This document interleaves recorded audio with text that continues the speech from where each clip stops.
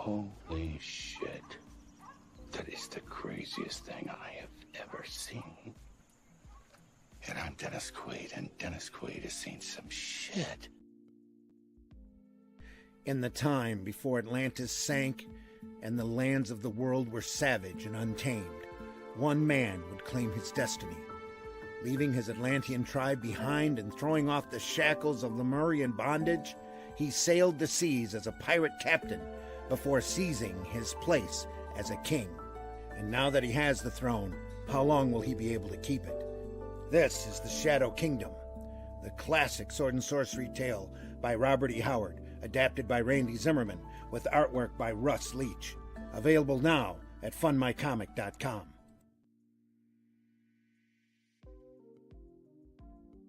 In the middle of the night, or early Friday morning, depending upon where you are in the world, a group of experienced comics professionals get together to examine and instruct about the art form that they love. That's great comic artwork on Comics by Night, Fridays at 5 a.m. Eastern, here on the Indie Comics Network, indiecomicsnetwork.com. What was that? This is not a charade.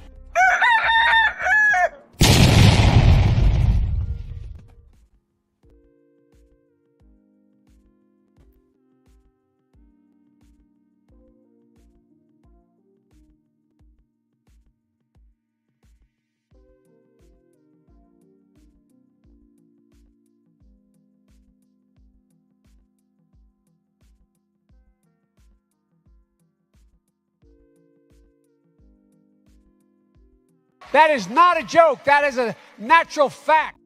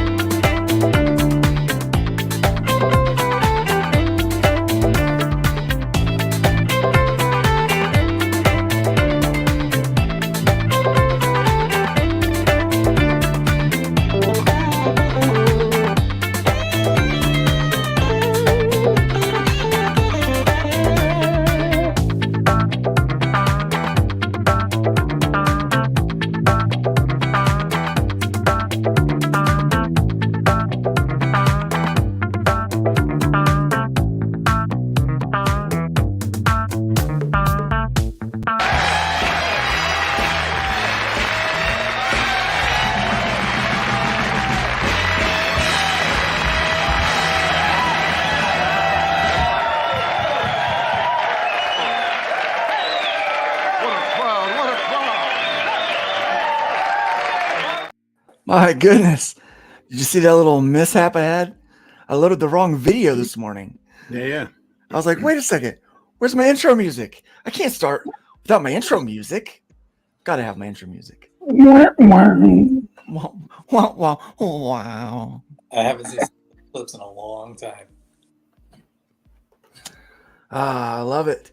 Good morning, everybody. It's going to be I think it's going to be a fun day. It's going to be a really good day. Let's make it a fun day. Let's make it a fun day. It may not be Sunday, but it could be a fun day. You know what? This week was the eclipse. Whoops. Yep.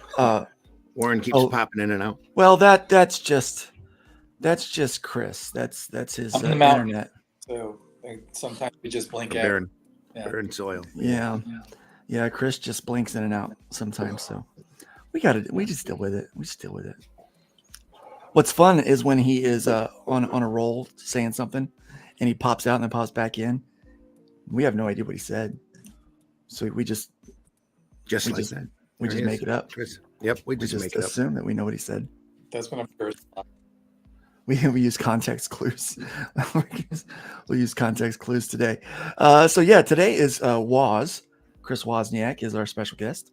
Chris. We're going to talk about a little bit of his career and what he's working on today. He's going to help kind of chime in a little bit. Chris, real quick, introduce yourself to everybody so they kind of know who this guy in the New York hat is.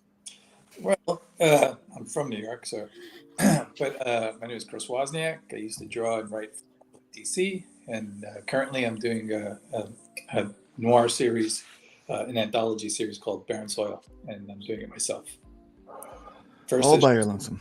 Yeah, Right? first issue is complete. I'm working on the second issue now, Very cool. and that's I'm here to plug a little bit. So Yeah. So, who was it that you? Are there any characters or stories that you worked on that we may have known that we might know about? I don't know. yeah, I did. I tripped around Marvel and DC quite a bit back in the day. Some Spidey 2099, some Justice League, some Superman. A little Batman, I think too, actually. That type of thing. You know what it's like in those days when you're freelancing, it's a little bit of everything. Right. Yeah. Yeah. So did you work primarily as a writer or an artist over there? Mostly as an artist, but I did sell some stories to Marvel. I tried to sell stories to DC. And I sold a couple of Spidey 2099 stories and a Hulk story to Marvel. And then to Image and Dark Horse. I was doing some writing. Very cool. So we're pretty excited to have you here today. How was your week? Did you enjoy the eclipse at all? Yeah, we actually, where I am, we had total, we got the full 3 minute total eclipse. And, I live in a tiny town of 3,000 people up in the mountains of New Hampshire, and we probably had 5,000 tourists in town, Mm-hmm. I'm also in a small town, and we were in the path of totality. I wish I had echo when I say that. Path of totality. So yeah, we had path of totality, full 3 minutes. Yeah. It's the longest I've ever lasted on any one particular subject at a time. And we have crystal clear blue skies here. Oh yeah, it was gorgeous out. I didn't think it was going to be a big deal, and I didn't really care about it too much. And then my wife was making a big deal about it for months since December. She was like, "Oh, we're going to be in the path of totality. The eclipse is coming. This is like a once in a lifetime opportunity. I'm taking the day off work." Well, she got talking about it at work, took the day off. Well, they wound up shutting down the branch that day for the thing. So she wound up getting a paid day off. And I honestly was still undecided Monday morning if I was even going to get out of the office and stop working. Then they told me there was going to be a cookout down at my brother and sister-in-law's house. And that was it. There's one thing that can make me emerge from my cave. It's definitely grilled meat. It'll do it. Right. So I was like, I'll go down because we're eating right before it's supposed to happen. So we go, but I'm so glad that I went. And I mean, it was probably one of the coolest things that I've witnessed with my eyes. Yeah, it was more impressive than I thought it was going to be. Maybe 5 years ago or something. But the total thing was actually, and we played the, just as it started to cover, we played the Pink Floyd song. Totally clipped it. It was awesome. It was Dark Side of the Moon. To see it in real life was a little bit crazy. Yeah, that's pretty cool. I started humming "It's the End of the World as We Know It." Freaking people out. No, it's everyone thought the end of the world was coming.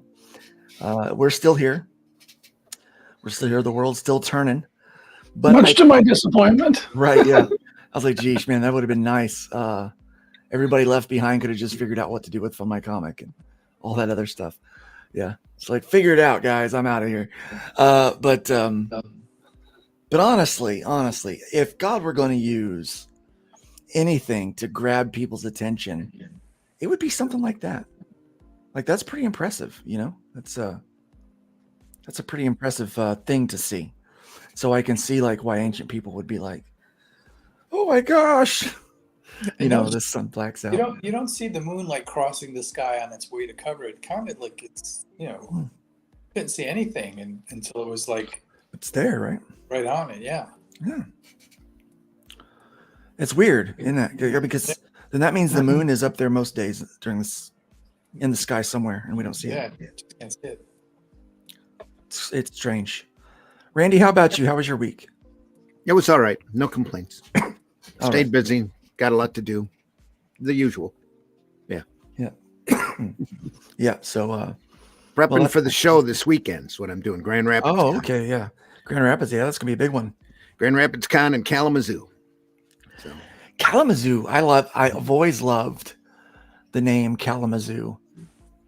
You know, it's like the other like towns called Kalamazoo or Pulaski.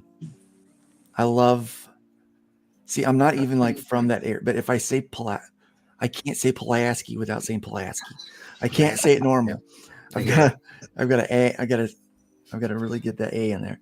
Yeah, I'm gonna be moderating panels down there too, and the one I'm looking forward to is I'll be moderating a panel with Howard Mackey. Howard Mackey. Let's see how that goes. Yeah, very cool. Aren't the Gibson guitars out of Kalamazoo? I think they started there. Yeah, factory there. Yeah. Yeah, I think now they're down. The Gibson factory is now in Nashville. Yeah, it was in Nashville. I don't know where it's at now. Yeah, I think they moved it again. Yeah, they've had a lot of trouble with their business model. A lot of it was quality control. Mm-hmm. I used to sell guitars.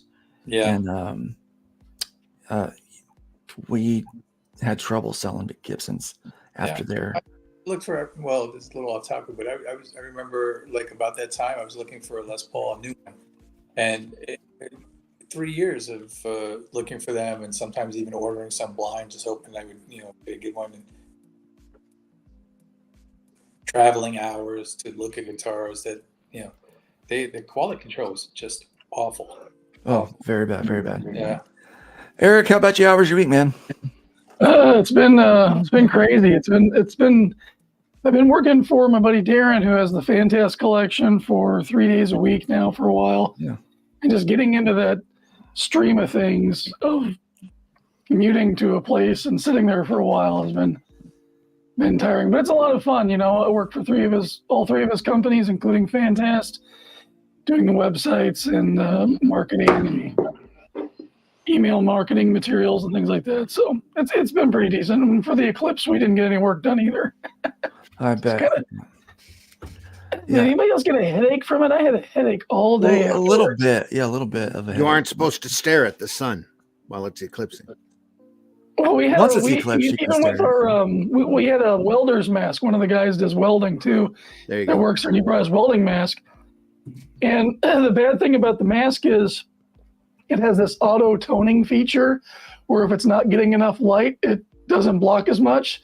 So you're looking at it and suddenly the thing flips out and you're just like, oh crap. That's where your headache came from. That's there. Yeah, that's where your headache came from. That'll do it. Yeah. Yep. Yeah, that'll do it. It's crazy. It just got dim where I was. It got complete darkness here. That's cool. Strange, man. It was weird. Yeah. And then and then I had some apple pie. That's how that ended. America. Yeah, America. Yeah. America. And then I had some apple pie. Yeah. Let's welcome our chat. Let's see who's in the house today. We got Dr. Mask and his retro elixir is here today. Hail nerds. Great to see you. Great to see you today. We've got Jolly Green in the house. Welcome, Jolly Green. We've got Will Pace, Creators Outlet, is with us today. Levi Skeen. We've got Finatra. Woot woot. It's good to see you, man. Good morning, all. Hail Luke. Good to see you. Comic book black belt Russ Leach is in the house. Yeah. Guys, real quick. Yep. Real close. Quick. I got to talk about this. Look at this. Look at this. Less than $200 away from a $10,000 campaign. Yeah. Nice. Guys, 2 days left to go. Getting there. Maybe you guys can help add another backer or two to that today. We've got 2 campaigns that we want you back in today. We want you back in this one. We want you back in Barren Soil. And so flip either Randy or Chris or both of them the bird today. Okay? Let's flip them the bird. I want you guys to flip them the bird. Flip it. That is the goal. So Eric's still got AR-13L up there too. Yep. They've already broke 20K. So we're trying to get, we're good. we're trying to get you to break a 10K.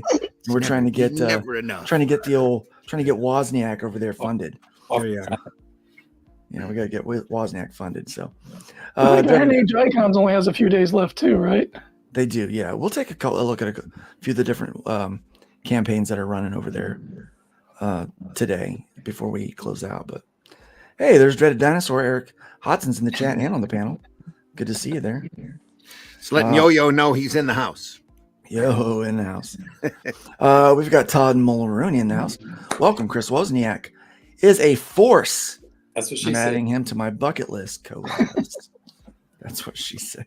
That's a good one. And with that, we have to give you a. That's what she said. That's right. All right, we got Phil Bo Baggins in the house. Welcome. It's good to have you here today. Phil Bowl. Russ says, "Cool, Chris Wozniak, great artist on the show. Nice one, Luke. Yes, Thank you. got a good one today." And he says, "Well, you know, as well as Eric and myself." Of course. Yeah, of course. And then Hojo's in the house. Welcome, Hojo. It's good to have you Hojo. here, guys. Do not forget, please go ahead and comment. Let us know you're here. Be a part of the show. Ask questions as we go. But you know what we're going to do now? We are going to, I think we're going to dig into a couple of news articles because there is a lot out there that happened from Thursday to Thursday. It's almost like we had some weird astrological things happen and the world went a little silly right in our own backyard. They don't need an excuse for that to happen. They don't need an excuse to go silly. It's crazy out there. Where's my little thing? There it is.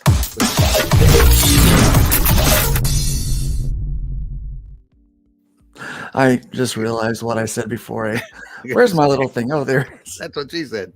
Yeah. Oh my gosh, yeah. Hasbro. That's what she said. Oh, guys. So, oh my goodness. I'm still getting used to this new system. Yeah. Oh, and my chair broke yesterday. So I'm not in my normal chair. Oh no. Yeah. And I'm like, holy cow. So I'm just in like a standard old chair and not my nice one. So I knew it was coming. It was an old chair. So We knew this was coming too. we knew this was coming. Hasbro CEO talks layoffs. They pivot to games. The open gaming license and Magic overproduction. Oh, you didn't say you'd overproduce that game, did you? The damn No. Magic. It gets me every time. No, I don't believe it. I don't believe it. You wouldn't have done that. Hasbro CEO Chris Cox. Oh, there you go. That's the problem. Ain't got no gas in it. Exactly. It answered Ain't got no gas in it. Yeah. I know what the problem is. Ain't got no gas in it. It answered questions on the company's recent layoffs, the pivot to games from toys, the impact of the leaked changes to the D&D open gaming license last year, and on overproduction of Magic the Gathering in an interview on the NPR podcast. Ooh. Cox was asked about the Hasbro layoffs, which cut 1,100 jobs in December of 2023, including some senior wizards from the Coast employees. Cox emphasized that the layoffs were concentrated. Yeah, they concentrated on it, right? It's always important to lay off your senior wizards. Yeah, there you go. Yeah. They were concentrated in the toy business, but did acknowledge that they also impacted Wizards of the Coast. We argued that the Wizards of the Coast layoffs were due to changing priorities in a growing business. Like changing priorities. We're broke. I love it. We're having cash flow problems. Gotta love corporate speak. Yeah. Our priorities are changing. Someone's getting me too'd. I don't know. In a growing business. That's why we laid off 1,100 people. Right, yeah. They asked about the pivot to games from toys. Cox pointed to the difference in growth rates, noting that toys had been growing at a single-digit rate over the past decade, while games had grown at a higher single-digit rate. Again, what is this nonsense? I can tell you. If you look at something and there's nothing there, what's the difference of figuring out what it was in the first place? You know what? I couldn't have said it better myself. Thank you, Gary. Thank you, Gary, for jumping in on that one. Cox argued that the overwhelmingly negative reaction to the league changes to Wizards of the Coast open gaming license for Dungeons and Dragons early in 2023, which led to the reversal of the plan. Good job, fans, for making that happen. And thank you for the insider who let that terrible news get out early so we could fight it, because that was some dumb choices that had not damaged the brand. So said that it didn't damage the brand. I'm calling BS on that. And that their data shows that overall satisfaction with the game is generally up. You know why? Because everyone now decided they want to write a game manual in their open gaming license. And then asked about whether overproduction of Magic the Gathering was hurting the brand, Cox pointed to the game's overall expansion, which he attributed to new styles of casual play and an increasingly diverse player base, which for Magic is now 35% non-male versus 45% for D&D. So we've gone woke and we've ran away all of the players that used to be there. But instead of pointing that out, we're just going to say that we're more diverse now than we used to be, but that had nothing to do with the layoffs. Non-male. I was just going to say What that. could it possibly be? Who will ever know? Chris, I'm not sure of your political affiliations, and I don't really care.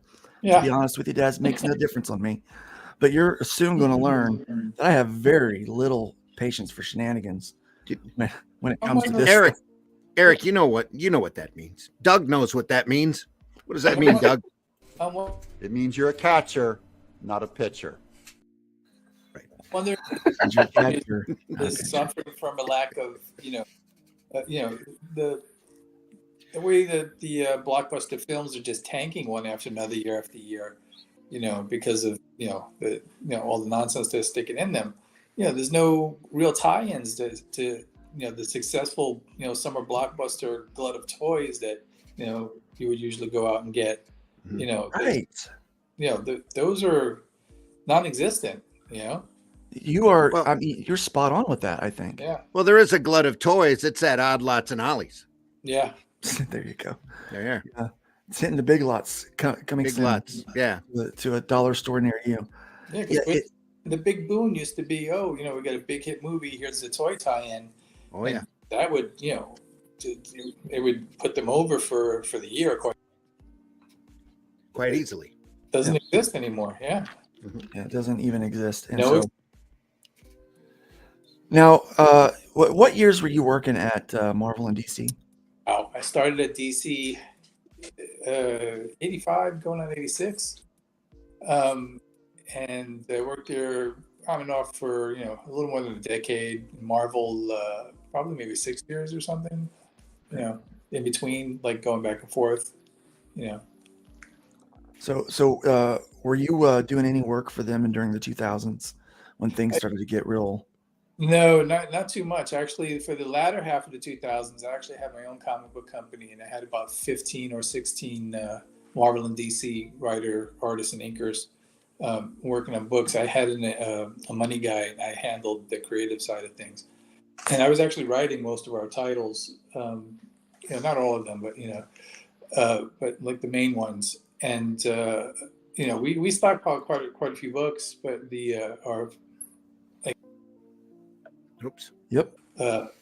Pushing back on a release, we need a bigger release. And we were just stockpiling all this. Everybody's getting paid, so we kept working.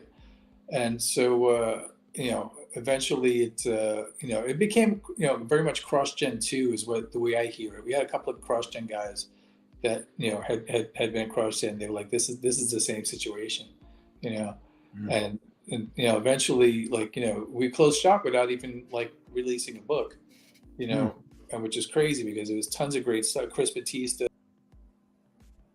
8 issues of it, and we'll never see the light of day. It's all 8 issues of what was that? He did a book for us, so he did 8 issues. I don't want to plug it because it's in legal limbo. Oh. But because I wouldn't see my half of it if we right. You want to see your half, right? Yeah, I was co-creator, if not creator, on almost every title.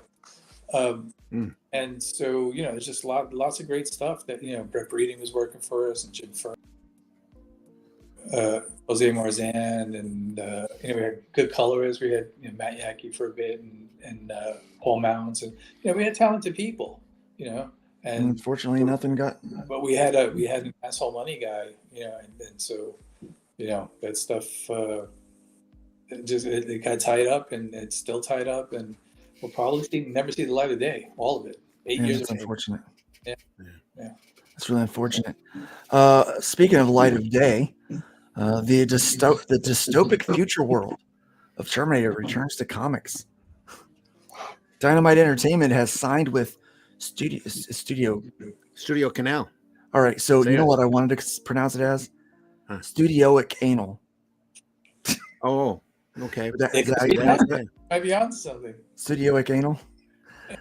SAS. Never mind. For the comics license.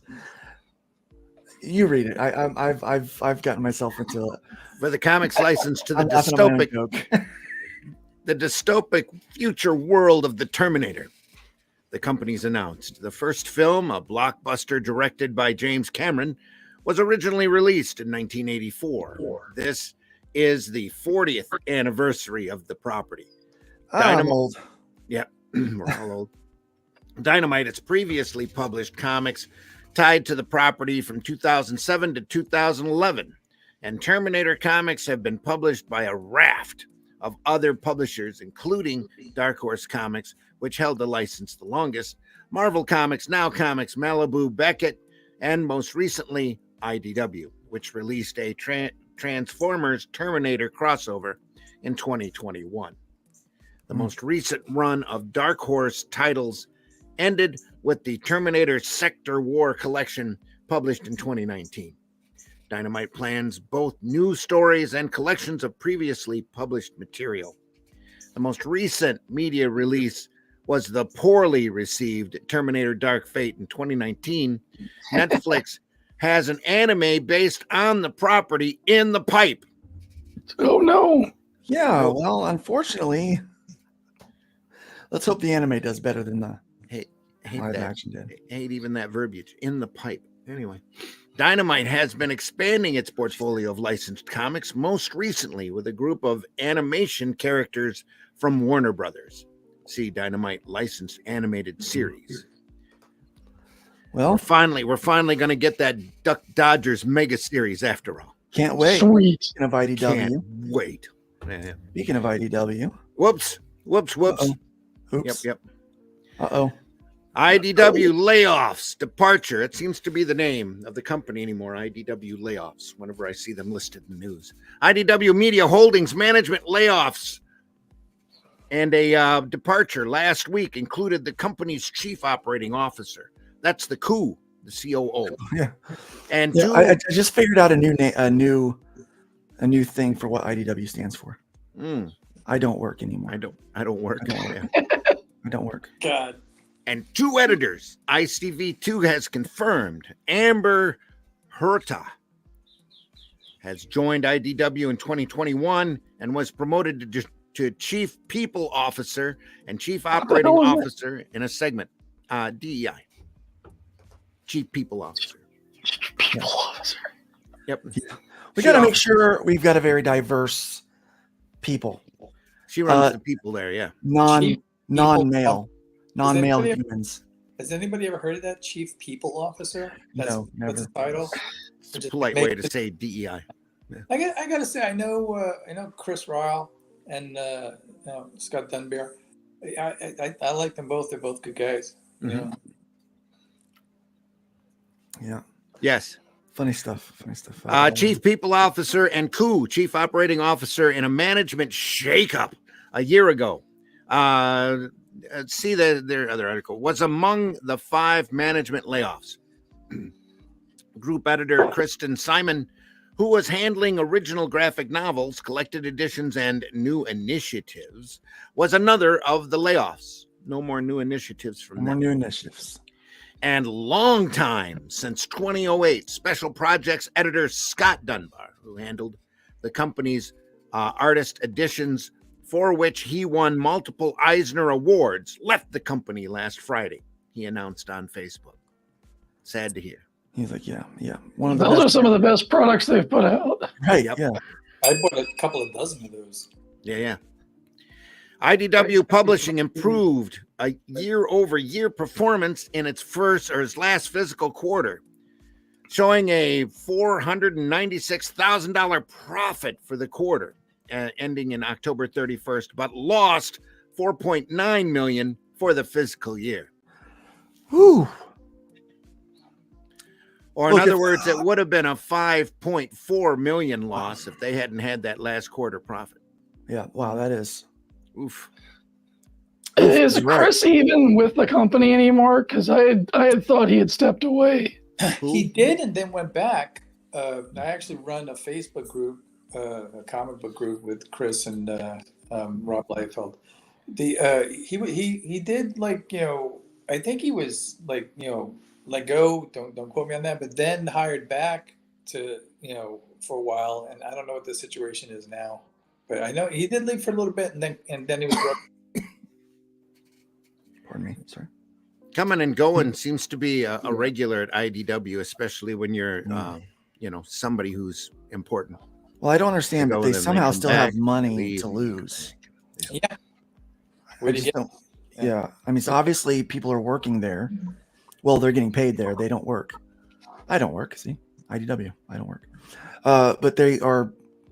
I don't understand how a company can lose that much money and still be around. I just don't get it, especially comics. I think Look at Disney. Not Marvel. They don't have that kind of backing. I don't think, but it's obviously it's taken its toll. But for this, yeah. I mean, you're right. They don't have the power. The big studios like. This is not what it used to be either. Disney behind them. Yeah, I just don't get it. Their current share price is 38 cents per share. Yeah. The one thing I can think of is that whoever is their majority shareholder is keeping this tire afloat. I'm leaning more towards what Randy used to say, that this is a money laundering operation. I mean, yeah, that's. You never know. That's just a theory. It's a theory. It's a legend. No, it's not even alleged. But Randy's saying, hey, if you need someone else to help filter that money, right here. Update. I know how to keep a secret, guys. I know how. There's several Comic Cons who I'm convinced were just money laundering operations. Oh yeah. I mean, think about it. It'd be great. I mean, if you were going to do that, maybe it's because I'm watching Breaking Bad with my kid, but if you were going to launder money, this industry would be the perfect one to do it in. Rumor is there has been a couple of them in the past. Yes. Yeah. Update. The company provided the following comments on the layoffs. IDW did make the tough but strategic decision to reduce 5 positions today. This is part of a strategy to create a more efficient IDW and one that will be better able to delight fans for years and years to come. They're saying basically, even though we're losing money, we're not going anywhere. We are grateful for the years of commitment and hard work and wish abundant success to those affected. The 5 layoffs represent 9.4% of the company's staff, which means there were 53 before the reduction in force, the company said. So if you're keeping score out there, the number is now officially 49. 49. Stay tuned, folks. 49. Guys, some sad news this week. R.I.P. It's been a sad week. It's been a sad couple of weeks for creators in general, too. So it's not good. It really has. MD Bright, R.I.P. Marvel DC milestone artist, co-creator of Icon and Rocket and Quantum and Woody. artist and occasional writer M.D. Bright, who was active in Marvel, DC, and Milestone in the 80s and 90s and co-created Milestone Comics team of Icon and Rocket and Valiant characters Quantum and Woody, died on March 27th, 2024 at the age of 68. Still too young. Way too young. Bright was born in 55, the fifth of 7 children, and grew up in Montclair, New Jersey. His grandmother was a hairdresser with a salon in her home, and as a child, he would read the Archie and Harvey comics that she bought to amuse her clients' children. In his official bio, he also cited Saturday morning cartoons, including Space Ghost and the Herculoids, both great cartoons, as early influences. He attended the Pratt Institute in New York, graduating with a BFA in 1978. He spent the next 4 years working on his portfolio, sending submissions to Marvel and DC, and doing consulting on the side. And in 1982, just as he was about ready to give it up, he started getting work from Marvel, as well as Berkeley Books and some toy companies. Quote, granted, I wasn't making much, but I was spending more time working than I was going out and looking for work, unquote, he wrote. He did several stories for DC's House of Mystery, but he got tired of working on that title and let one sit on his desk for 2 months before finally turning it in. I received a kill fee for the work and was told that taking that long to do 5 pages was unacceptable. Yeah. I didn't get another chance to work at DC for years after that, mainly because I was not able to convince myself to call and ask. Things went better at Marvel, where editor Al Milgrom took an interest in his work and would critique Bright's samples when he brought them in. He eventually drew a story for Milgrom, but there was no work for a while. Just when he was ready to give up, Bright got a call from Marvel editor-in-chief Jim Shooter. He needed an artist for Captain America, and Milgrom had suggested Bright. When Bright turned in the pages, he recalled, Shooter looked at the pages, and somewhere around page 5, he put them down and looked at me. Captain America has a cleft in his chin, Mark. Shooter then gave him a quick storytelling lesson using one of Jack Kirby's Captain America comics as a guideline and sent him home to revise the pages. After that, Bright started working regularly for Marvel. Eventually, he began working with Larry Hama, whom he described as a, quote, no-nonsense guy, unquote, when it came to critiquing his work. Jim Owsley, who later changed his name to Christopher Priest, was Hama's assistant at the time. Jim Owsley was a little better, Bright recalled. He'd only make you feel stupid. Larry would make you feel stupid and ugly if the situation called for it. Jim Shooter. What are your feelings on Jim Shooter, Chris? Well, I got to work with him for a little bit. You had the pleasure, didn't you? I did not have any pleasure at all. It wasn't my worst professional experience, honestly. And I'll preface this that by saying that, like, talking comics with somebody, he's the best. He's great. He knows all the stories and everything. And I had an hour phone call with him. All we did was talk about early Frank Miller and how the whole his side of things, how he came into the business and everything. Fascinating, but to work with, it's not it's just not doable, it's far too stubborn. I've heard that. I've heard another thing he would do is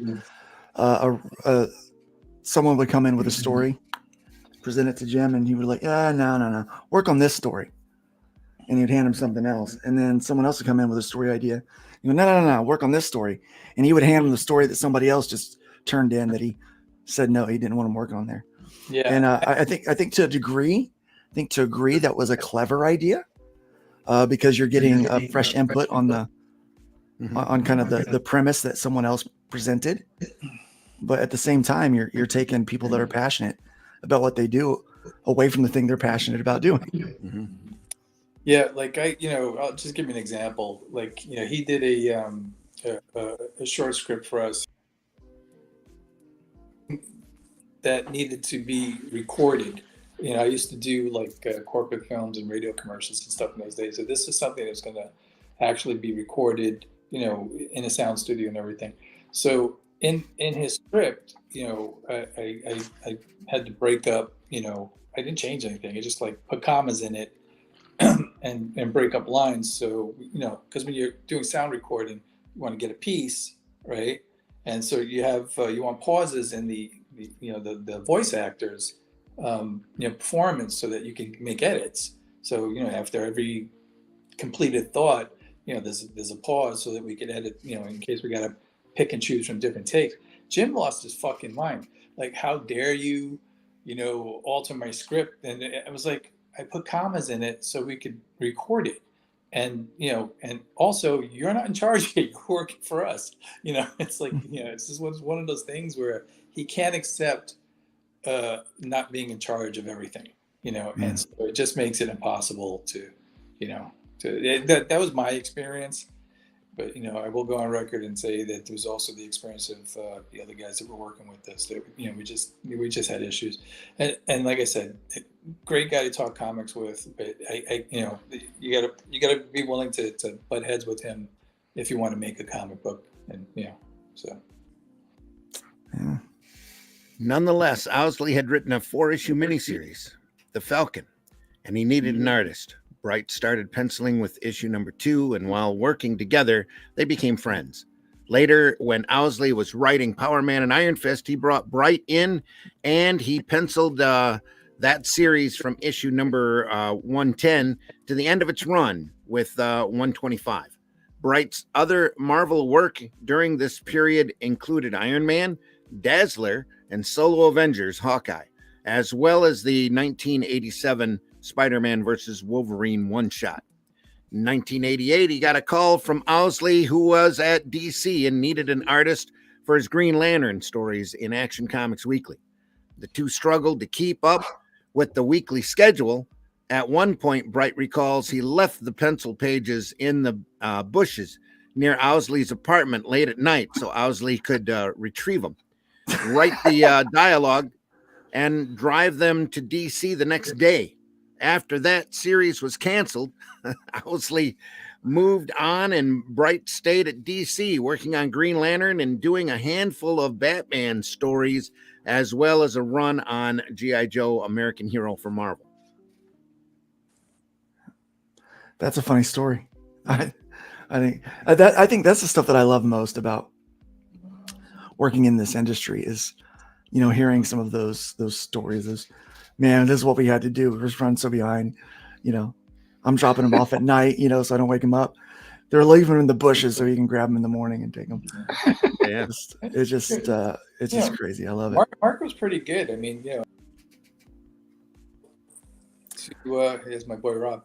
Here's a friend of yours. Rob Liefeld autobiography. Go. Sorry, Chris. Go ahead. No, but just the last word on Mark. I mean, anybody that can handle a monthly schedule and put out good work, and Mark was able to do that. I mean, deserves respect, because that's no easy task. No, it's not. And, he did books I really enjoyed. And he did a lot of books too. Yeah, I love Iron Man.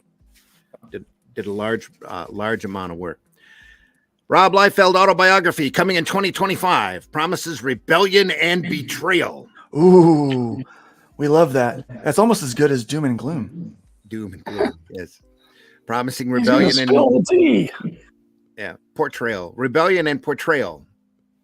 Now, named famed comic creator and image partner Rob Liefeld and his publisher Bendella Publishing have announced that a Liefeld autobiography will be released in 2025, titled Robservations. The upcoming book will include behind-the-scenes anecdotes, reflections on his career, defining decisions, revelations of the inner workings of comic book publishers, and 10 original Liefeld illustrations. That took him 5 years to complete. Okay. Having been fortunate to break into the business as a teenager in the 80s, I've been 5 decades of tremendous. I've seen 5 decades of tremendous change, quite a bit of upheaval, and a fair amount of rebellion and betrayal. Liefeld said in a statement accompanying the announcement, some of which I started. Been quite a, I like that. It's been quite a ride, and I'm eager to share this incredible ride with everyone. Some of which I started. Yeah. That's right. I'm the guy walking away from the thing he just blew up. And he's got to know his limitations. Yeah. Yeah, I love that. This is pretty cool. Award-winning editor Scott Dunbier, who just left IDW, is starting his own publishing company. Former IDW special projects editor, created the artist edition format. We were just talking about all the good stuff he did. Well, guess what? He left. He's doing his own thing. Scott Dunbier, who stepped down as IDW Publishing's special projects editor last week, has revealed the reasons why he left his job after 16 years. He is going to start his own publishing company. Dunbier made the announcement in a Facebook post, but said that all details are under wraps for now, including the name of the new company. It's got to be better than Distillery. Distillery with no vowels. In the weeks to come, I will be filing paperwork to create it, and I will periodically update via social media, Dunbier said in the post. My goal is to announce my first books, assuming things go as planned, at San Diego Comic-Con in July. Dunbier was an executive editor. Scott, please use vowels. Please. Dunbier was an executive editor at Wildstorm, which eventually became part of DC from 95 to 2007. And he started working at IDW Publishing in 2008. At Wildstorm, he edited Alan Moore's America's Best Comics line, which included The League of Extraordinary Gentlemen, love that book, Promethea, and Tom Strong. At IDW, he edited numerous Eisner Award-winning archival collections and created the deluxe artist edition format, as well as editing the late Darwin Cook's adaptations of Richard Stark's Parker crime novels.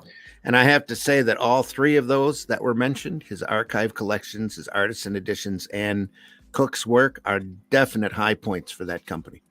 Yeah. Mm-hmm. Definite high points. Yep. He has also he has also edited a number of benefit anthologies, including the 2008 Liberty Comics and the 2022 comics for Ukraine Sunflower Seeds. In 2023, he received the Eisner Awards Bob Clampett Humanitarian Award. Way to go. You know what? Everyone talks about how great Will Eisner was, but he never won an Eisner. I do believe he did. I think he got the first one, like a Hall of Fame thing. Yeah. Okay. Oh, do we want to talk about this morning? 3 graphic novels among the top 10. Top 10 that were most challenged in libraries. Yeah, we've beat this dead horse. Let's move on to something a little more interesting. Comic stores market shares, Q1. We love market share. Marvel Comics increased its market share in the first quarter of 2024, going from 36 to 38.9% compared to the fourth quarter of 2024. I think they meant 2023. While DC Comics slipped from 23.3 to 21.6. It's that Spider-Man book, I'm telling you. Ultimate, yeah. It's a good book. The spread between Marvel and DC reached 17.3 share points, the biggest we found looking back a year.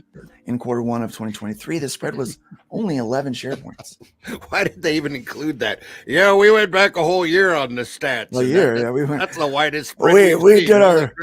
I'm telling you, we're at ICV2. We do our homework. We looked back a whole year. Yeah. Marvel got a strong boost from its Ultimate Universe relaunch, and Image Comics ticked up a bit with help from the Energon Universe titles, the Spawn number 350 issue, and the first Ghost Machine title. Boom Studios. You know, when you say it, you got to say it like that. Boom. Boom. Boom Studios. Share is at 3.3% in Q1, less than it was for the past year. Ooh. It had a 4.7% editors focus, the comma, 4.7% share in Q1 of 2023. Most of the other publishers had only small changes in market share percentage, but that was enough to record That was enough to reorder the chart, with Boom Studios moving from 4th to 6th place, and Titan Comics moving up to 9th. Titan Comics climbing because of the Conan Howard franchise. Yeah. Yepers.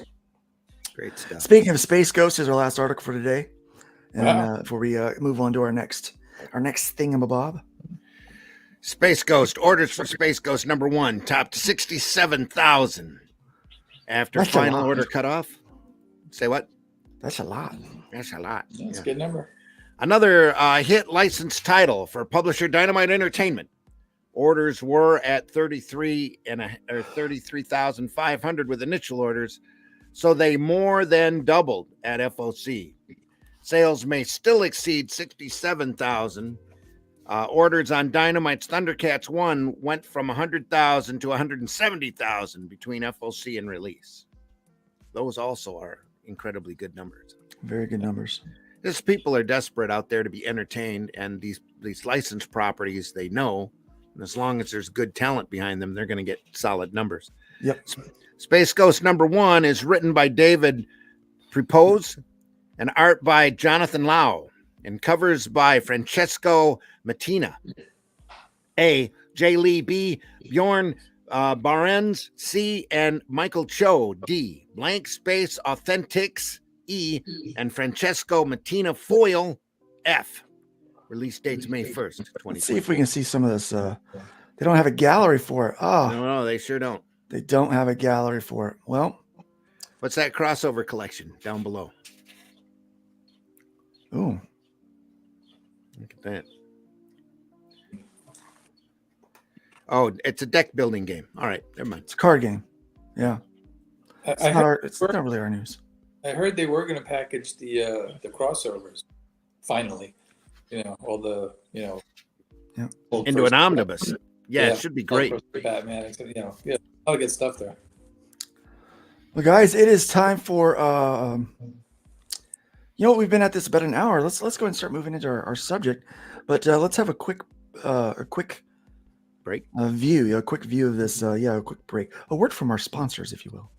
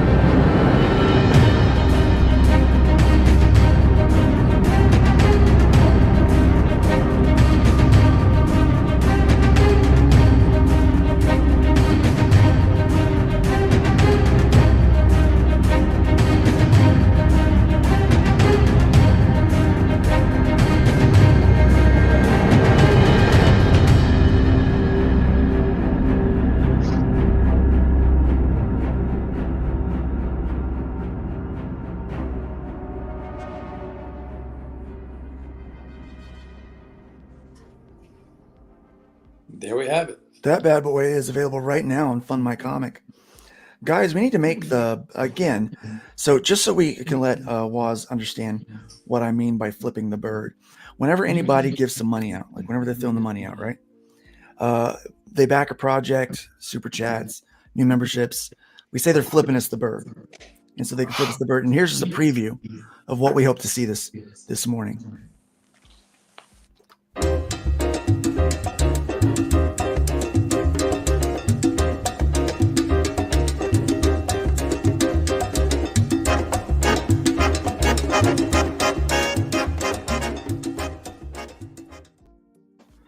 Gotta make that bird dance. Gotta make that bird dance.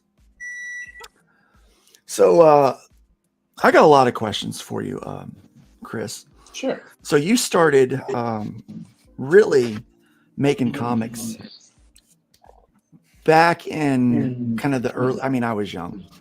I was born in 80. So if you were doing your first books in 83, you don't look that old.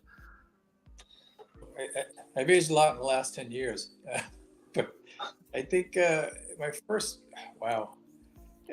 When I was 19, we had our first studio. We were drawing some Christian comics for some church in Manhattan that we're trying to publish, get into that. And that was like the first studio experience of, guys, with drawing boards in a room, cranking out comics. And after that, and from that, I got to be Art Nichols' assistant, thinking assistant. And Art, was doing a ton of work for Marvel and DC. He used to actually do too much work. You go to his apartment, the stack of pages would be like, 10 inches high of work that he owed. And, he'd just be, ripping through them for days and days, no sleep, that type of thing. And then out of that, I started to get some inking work at DC, and eventually penciling, But I think, my first, I think it's 86, actually. The first thing I got to do on my own, I inked the Justice League cover over Luke McDonald. I don't know if anybody remembers, but it was the low rent Justice League, when Gypsy shot, like before the Kevin McGuire reboot. So it was the Luke McDonald run when they were based in Detroit. Right, Gypsy and all those guys, yeah. Vibe, yeah. Yeah, because I used to do sample pages inking over Luke, because they didn't know if they were going to have an inker for his last 3 issues. And I did, some samples, and they liked it well enough. They let me do a cover. And then, and then I was stupid enough to show some pencil samples, and they were like, "You can draw it?" I was like, "I don't know." And then they started giving me penciling work. But I did a little inking. The first year I was doing a little inking and a little penciling. So, what was it like the first pencil job that you got? Like just kind of share that experience. Like what was it like for a young Wozniak getting out there? The first penciling gig I ever got, before I got my first official penciling assignment, I did ghost an issue of one of Shooter's New Universe books. I ghosted an issue of the football one, Kickers, I think it was called. Okay, Kickers Incorporated. Yeah, that was for Alan Kupperberg, who did super loose layouts, and they wanted Art Nichols to finish them, and Art didn't have time, so they let me pencil it. And so it was the very last issue. I got literally the book I canceled as we were turning in the last of the pages. So that was the first penciling thing I ever got, my toe in. But at DC, they had, we just selling 67,000 copies. Those are good numbers.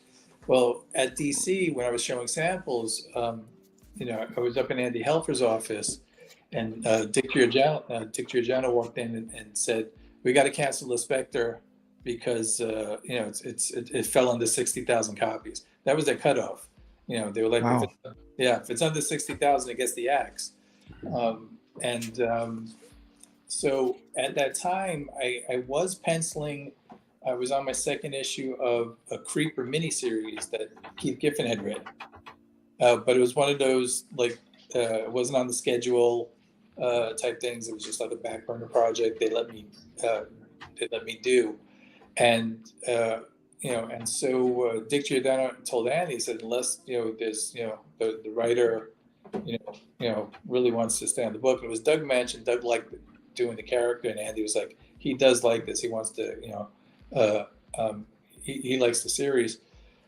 So they actually had consideration for that, and they're like, okay, well, you got to replace the artist then, and you got to do it by Monday. And so no rush. Yeah. And so Andy's like, well, how am I going to find an artist by Monday? And then Dick Giordano just went like this, give it to him, because I was sitting there.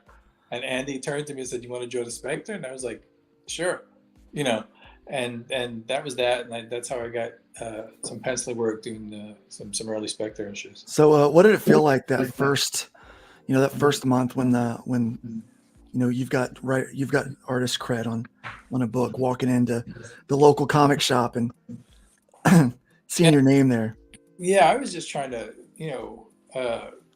figure it out because I was an okay inker, but like penciling was new to me. It wasn't new to me, but I hadn't really dedicated myself to it. It was just like, I think I could draw, and it's one of those things, and I do it well enough. Like, it's weird because to this day, I've never used the term that I'm an artist. I'm a guy that can make comic books. Like I know how to put a story together and how to tell a story and everything, but I would never go, look, I'm an artist with a capital A. It's not in me to say that because I can ink, I could pencil, I could write, I could letter and color if I have to, so like I'm a guy that makes comic books, Storytelling. Yeah.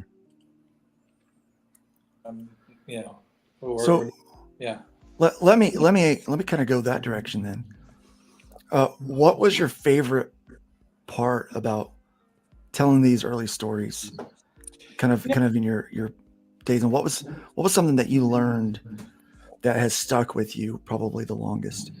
Well, initially, I think it was before the Spectre, even when they gave me the Creeper series, Keith Giffen used to write visually. He would come in with 22 typewriter-sized pages of visual layouts, and he told me he would just start on page 1 and not know where he's going and end up on page 22 with a finished story. Chris, I hate to interrupt you, but we have to flip you the bird. Oh, we pick somebody up. You picked up 2 backers. Oh, so yeah, there you go. This bird's for you, Chris.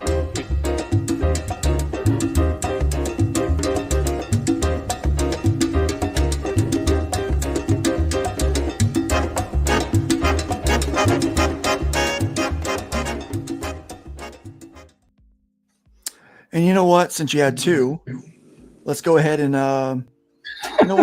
enjoy the biscuit. Taste the biscuit. Taste the goodness of the biscuit.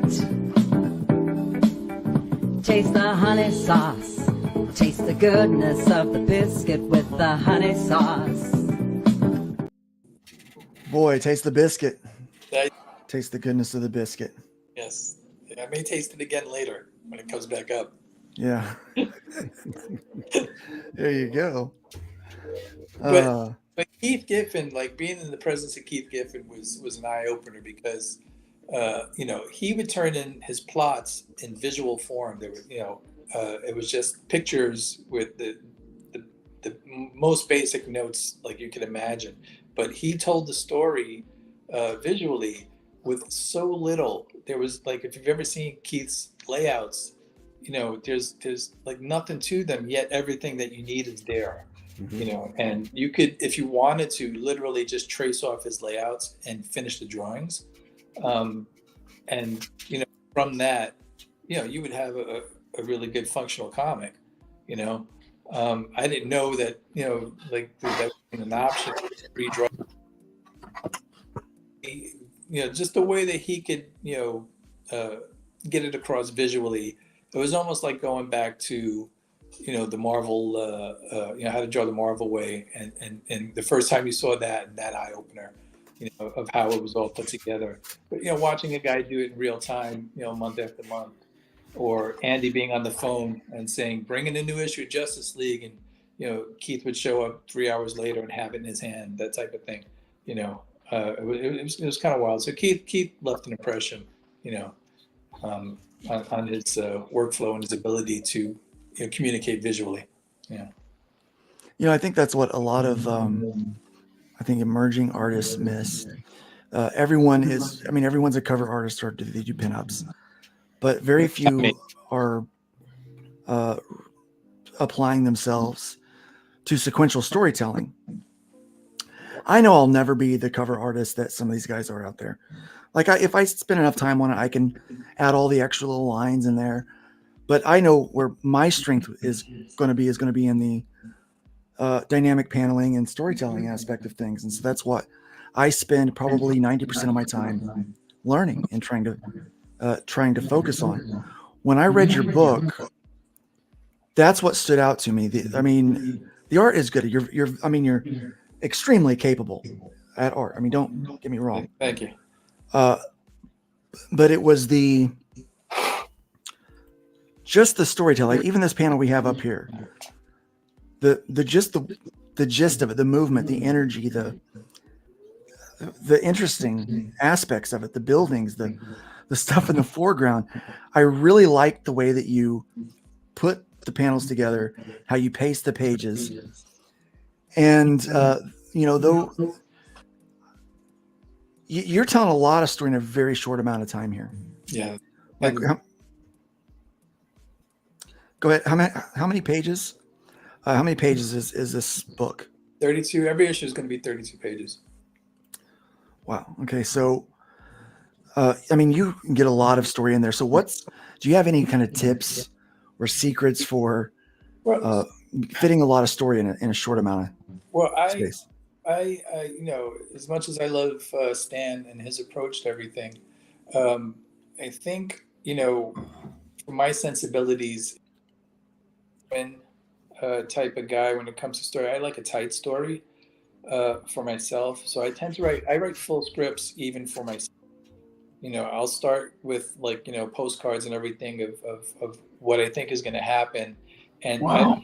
I don't start typing anything until I can see the entire thing through, because what you just brought up is what's most important to me: the pacing and the atmosphere, and nailing that story down so that it does pay off at the end.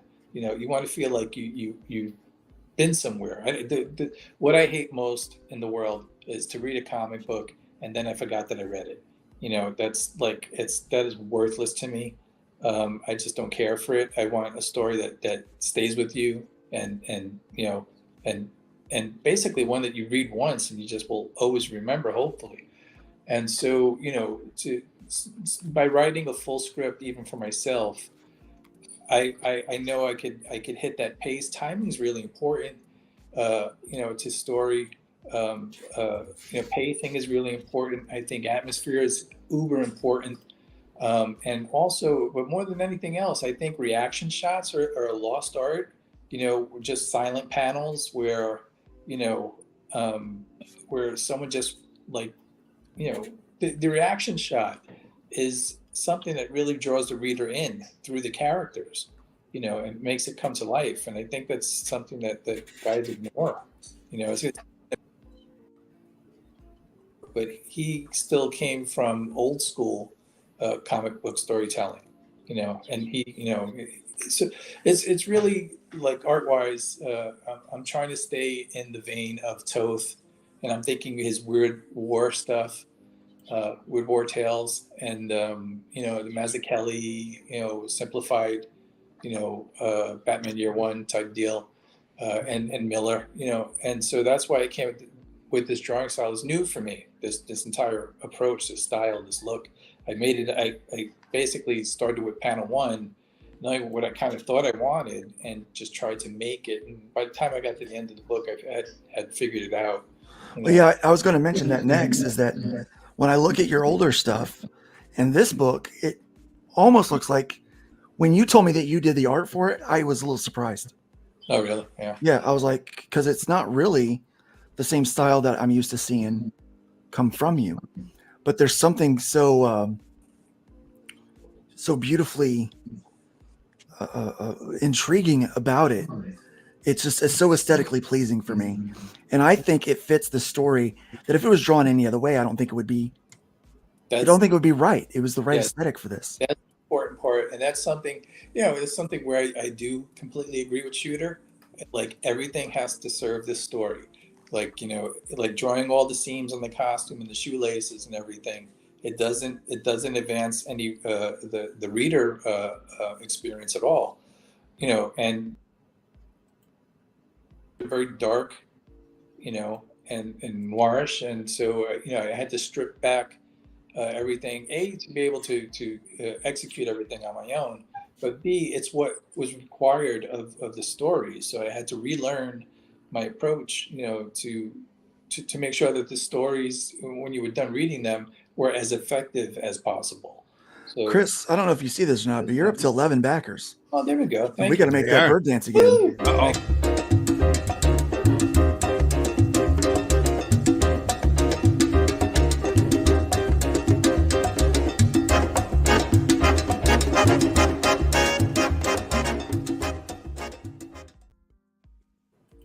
Taste the biscuit.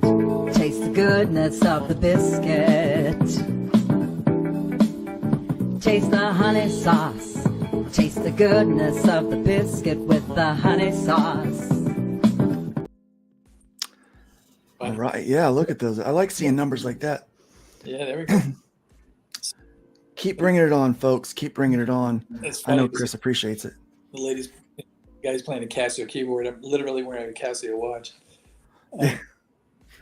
So, yeah, but that's, I think, was the most important thing is turning up a look that would marry well with the stories. The stories are everything in this. The art is only there to serve the story, and so that's I know I figured out what the scenes are going to be, and I get that across, and then I move on to the next panel. I don't sit there and render it to death, or I just get the storytelling done. If it comes alive in my mind, then that's what I want, and then I move on to the next scene. All right, so we just had a backer for we got to make the bird dance again. Oh, Yep. Because we have another backer for the Shadow Kingdom. Thank you, Levi, very Yes, much. thank you very much. Let's make the bird dance.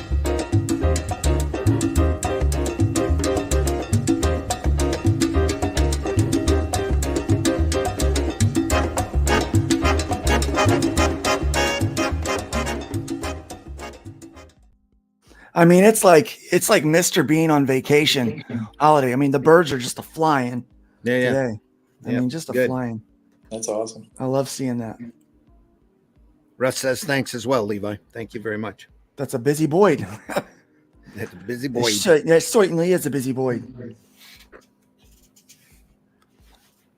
I love the dynamics of this panel and where this panel comes into the story and what it reveals to the reader. Spot on, dude. Spot on. Yeah. I'm not giving away any spoilers here, But that's I'm not doing variant covers or anything. The issue is the cover that's appropriate for the story. It's always a tie into the story. You're never going to see the main character on the cover. It's just like a story element that teases, nice. The payoff of the story. And so, A little bit of the that effect that they did so masterfully on Breaking Bad, where they would start with just this little clip of like, well, crap, where's that come in at? And then you finally get the payoff in the story. And we were watching an episode last night with my kid, and it started with, blood dripping on Walter's shoe. Yeah. And then, and so we kind of get to that point, and I realized that we'd been watching this show called Fire Country, which that show, I think at this point, I started out interested in it. Now it's entertaining because it's so predictable, and it's almost laughable how extreme things are. It's like a soap opera, really, for people that like firefighters or whatever. And so it cracks me up. But they try to do that thing where they'll start with this moment, and then you figure it out 5 or so minutes into it, like who it is that's going to, like what that moment is foreshadowing. Yeah. And it's just not as sad. They just miss it, Yeah, if you hit things too on the head, there's nothing to look forward to. And, and entertainment, would be it, comics or movies or music, anything, where you're going. If you telegraph where you're going, there's no point in going there. It's like, it's ridiculous. There's no journey. Right. So you got to hold back. You got to trust that your audience is not filled with stupid people, and that they're going to follow you. And try to be entertaining. This guy looks like John Wick. That's actually he's based modeled off for young William Shatner. I don't know if anybody's going to see it, but that's too much. It's the initial guide that I pulled up to. But a lot of people are saying that he looks a bit like John Wick. I love the contrast that you have in this book. The your experience with inking, it shows here. Yeah, every issue is monotone with a different spot color that ties into the story reveal. Like the first issue is gold, second issue is blue. If you scroll all the way down, you'll see the issue for the second cover, how that second issue is going to look. And so that's how it's going to go throughout the series. I'm looking to get 12 done. I've got stories for 8, and the ones that are not, fully fleshed out, I do have loose outlines. I know where they're going. Yeah, that's issue 2 cover. And again, we're not going to see, the cover's going to have something to do with the story itself. It's not. I'm noticing this crow tends to be a theme. Yeah. I like this. Guys, you are not going to be disappointed with this book. Like I said, Chris sent me an early preview of it leading up to the Pontificators episode I was on recently. And my goodness, I read it. I read it that Wednesday before the show. And so I'm a little distracted when I come on because I'm still thinking about the story and how interesting it was. Comics are meant to entertain, and you're certainly doing that with this book. You really are. Now, but what I want to talk about for a little bit is this this transition from working for bigger publishers and filling out the voucher, getting paid, to being the guy that's in charge of this whole thing, not just the creative aspect, but also the marketing and the campaigning. And what it's been like trying to balance those two aspects of this business. Yeah, that's the new challenge, right? To be able to do it, to make the comic, and and also have time to build the social media following and everything. Those things are now married. For independent publishing. So, it's one of those things, if you're not willing to take that on to some extent, and I'm new at it, I try to stay off of social media as much as possible, but now, okay, throw my hat in the ring with a new comic. So, I have to be out there, but it is a whole different world. But, what's rewarding about it is that, okay, I'm getting really good reaction to, the first issue of Barren Soil. It's seemingly from everybody. It seems to be like the people who are reading it, it's a little bit of a darling book. And that's a big deal because there's no other writer, there's no inker, there's no colorist. I'm doing everything right to the lettering, and and I invented this style, this streamlined look, so that I could do everything myself and not count on anybody else. And I think it's working. Certainly, the second issue I expect to be better than the first issue. So that's the goal, is to make everyone a really memorable comic book, and each issue that stands on its own. But as you go along, you see that they are strung together. So it really is a true anthology. Yeah, I think most people have, especially in this industry, independence. We love we got into it because we love the creative aspect of it. We love writing. We love drawing. We like telling the stories. That is what we want to do. If that's all I ever had to do, that would be fine by me. But when you are kind of your own boss and you own this stuff, which is kind of a two-edged sword, right? Like you get to own it and it's yours forever, and whatever happens, it's yours. And you actually, your success and failure all kind of rides on your shoulders. When you're marketing or campaigning or shipping or all that stuff, you're not doing the other things that you prefer to do. You're not creating the book that you want to create so badly. And so there is this this balance in time between the two. And how do you feel that balance of time is working out, and what are you learning in this process? Well, my first issue went a little slow because, it was a new book, new characters, new style. And I wasn't even sure. I just had a vague idea of what I wanted it to look like, but I had never attempted to draw like that. So, there was a feeling out process until oh, I like that. That looks good. That works. That gets my point across. And so, you spend most of your first issue developing this shorthand so that you could, communicate with the reader.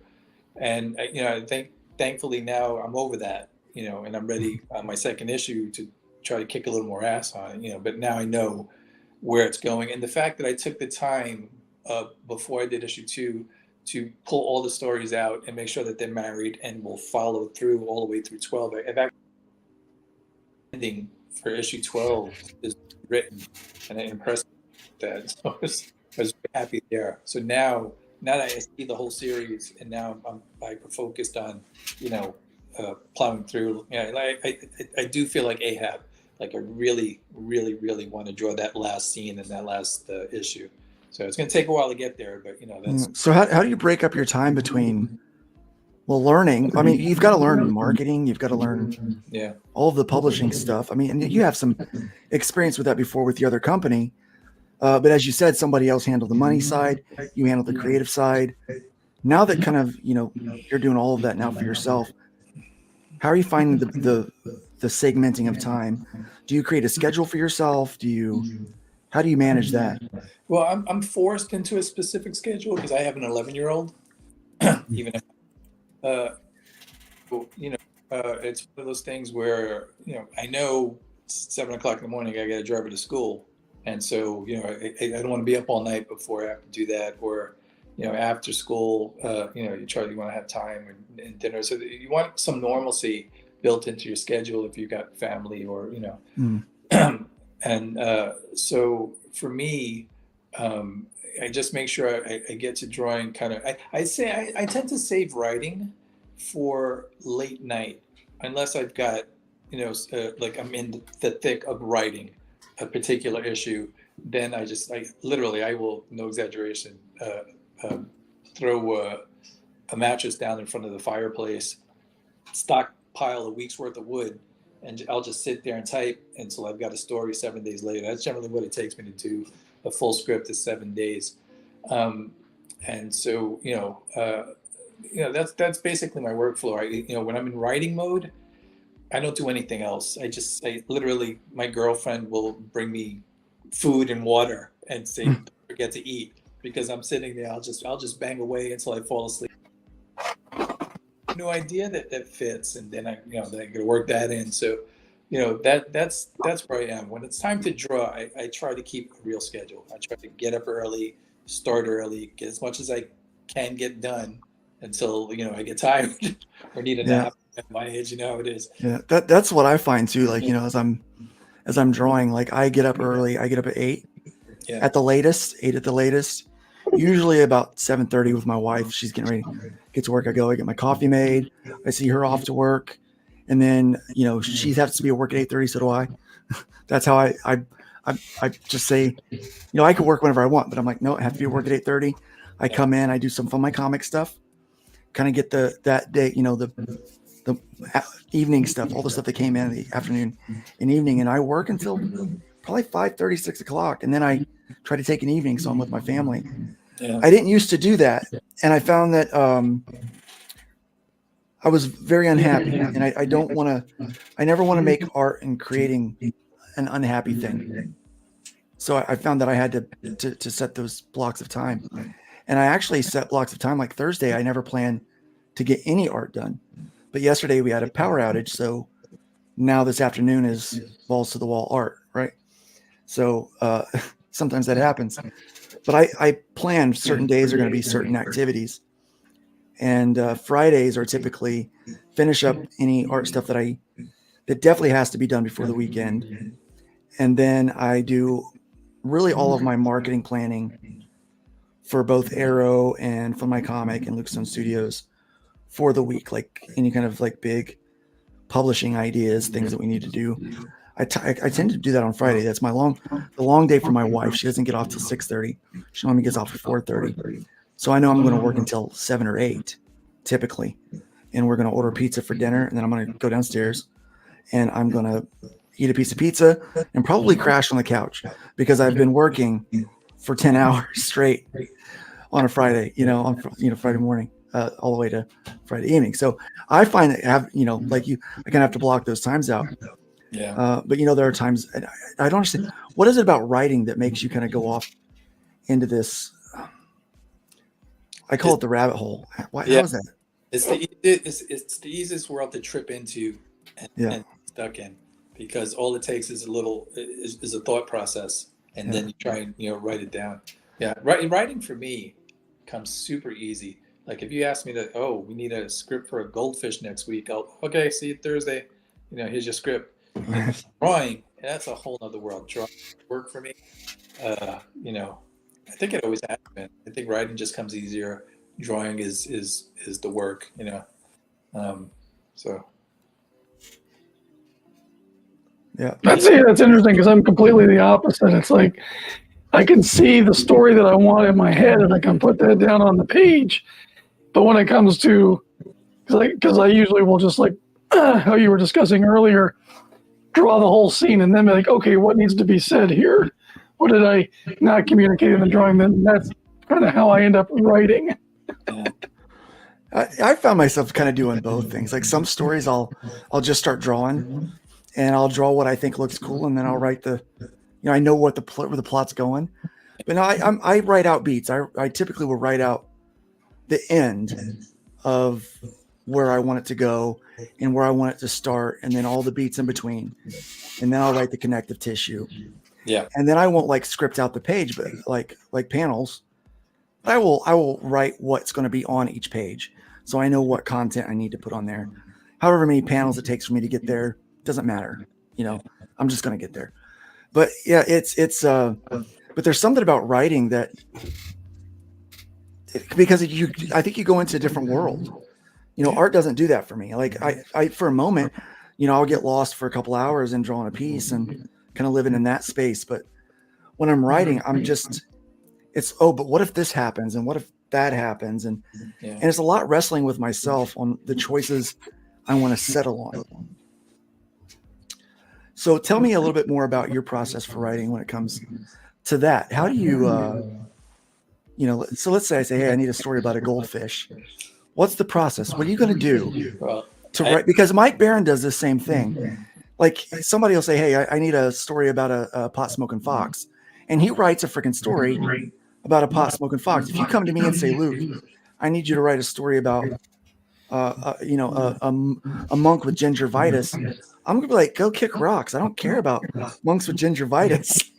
I don't want to write that. I'm very much, I only write what I want to write. Now I'll draw it. So how do you do that? What's your process? Where do you go? I always, knowing the material, like with Barren Soil, I know who the characters are now, so I know what I have to, come up with. But generally speaking, for a comic book type story, I come up with what I call the oh shit moments. It's going to be that third act turning point, and then your big payoff ending, and then there I know. Right, that's the meat and potatoes. So I know I need a super interesting hook in the beginning that will carry you over to that turning point and to the ending. So that's where I begin, and it basically. So you start with the oh shit. Yeah, absolutely. And then move to the ending. Yeah. It's and like then go to the beginning. I've never tried that. It's like writing a riddle. You think of the answer. You come up with the question. Yeah, I do it in reverse. So I come up with the ending, then figure out what my oh crap moment's going to be, and then move backwards. Yeah. See, I need to know that after I go through the effort of making this whole comic book, it's going to pay off. So I come up with the ending first, and then I write to it, and then I have little scenes and stuff that I've done on just indications on index cards, my notes. And then basically once I word, I'm a big fan of what I call the then but way of writing, which is like, then my character will do this, but this bullshit happens, and it's all fucked up. And so just by that will write you out of any hole. Okay. Also will stop you from doing. You kind of cut out for a second. Oh. Can you say that bit again? Yeah. On the, like, go back about 30 seconds. And so my process, you did it again. My process for writing, to connect the dots of my index card notes to the then but method, which then my character does this, but this really fucked up thing happens and kicks direct. And I just did that, weaving my way along my cards, just, okay, I know where I got to go to the next card, write a really good scene that gets you there. And I know where that's to get there. And doing it like that, then eventually I know I'm getting to my big oh shit moment, my good turning point, my big ending. So you start to just feel real confident about where that story's going. I like what you were talking about, the then but. Yeah. So then this happens, but this crazy thing. I can't remember where I picked that up from. It might have been or something. I was like, oh, that's. And I think it was simply like that, and didn't even realize that there was something that I liked and did or enjoyed. But once you have and the other thing I love to do if I'm writing something that's a serial, a continuation, if you got to is to write the most ridiculous cliffhanger that fucking everyone is dying to know what's going to happen next, but I don't. It's like all right, next I guess I got to be figured out. So I appreciate that adventurous aspect to telling stories and stuff. So Hojo here says, I couldn't write a superhero story as easy as I can with other genres. I wouldn't know how to take it seriously. So let me ask, how do you, if you're prompted to write a story about a goldfish, how do you take something seriously that you normally wouldn't? Well, Barren Soil are just thriller stories that I had. I mean, and so, to make it a comic book, I put the main character in costume, but it doesn't need to be. If it was on television, you could take him out of costume. The stories work absolutely fine. The visual hook of the costume is to make the comic book more visually interesting. But the hero doesn't have powers. Nobody flies in this universe. It's, the fact that there's a superhero aspect to Barren Soil is incidental. I like the way it works, but out of costume, the stories work just fine. Works just the same, right? Yeah. So let's say you're working for somebody else. Let's say I hire you. How do you, because this idea that, you've written stories for a lot of different things, and maybe not stuff that you were terribly interested in. How do you find a way to get interested in the things that maybe don't typically interest you when you're writing for something else?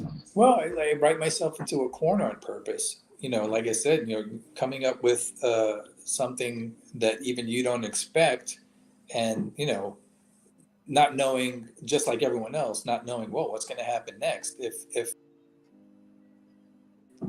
to figure out, whoa, hang on a second, where is this going? I would feel the same way because I don't know. If I have that feeling, then I know it works for the reader. But now the problem is, got to go figure out how to get out of this jam. Write yourself out of it. And so that I do that purpose. I will write something that a little scene might have a cliffhanger just to keep the stories propelled forward. To make sure we're pushing towards the payoff at the end.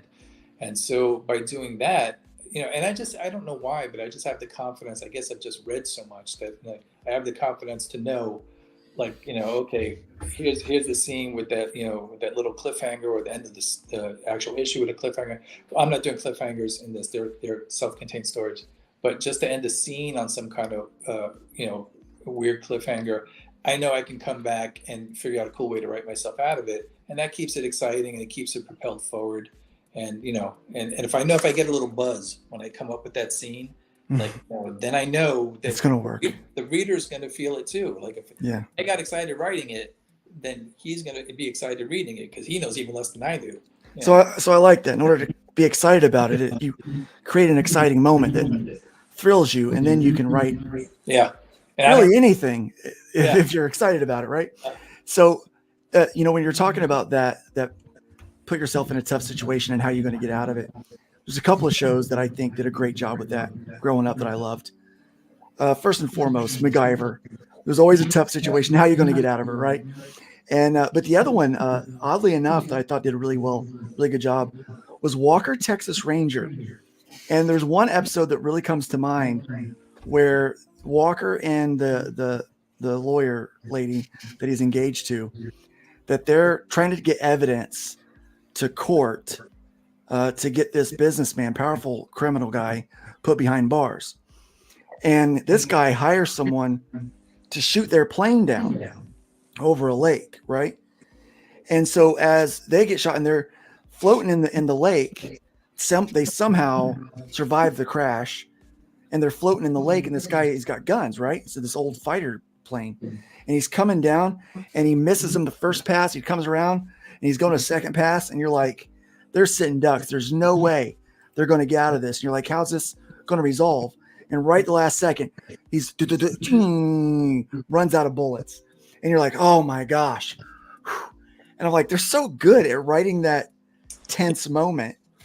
You got to build those, you build the expectation. And, if you're writing well enough that the reader is worried and engaged about the fate of the character, even if it's not a good guy, if he needs to know, then, you could use that to keep momentum in the story. Yeah, there was so much that was kind of corny about the production of Walker, Texas Ranger, but the writing, like the Cliff writing, was always spot on. The resolution, I always knew how it was going to end. Chuck Norris was going to punch someone or kick someone.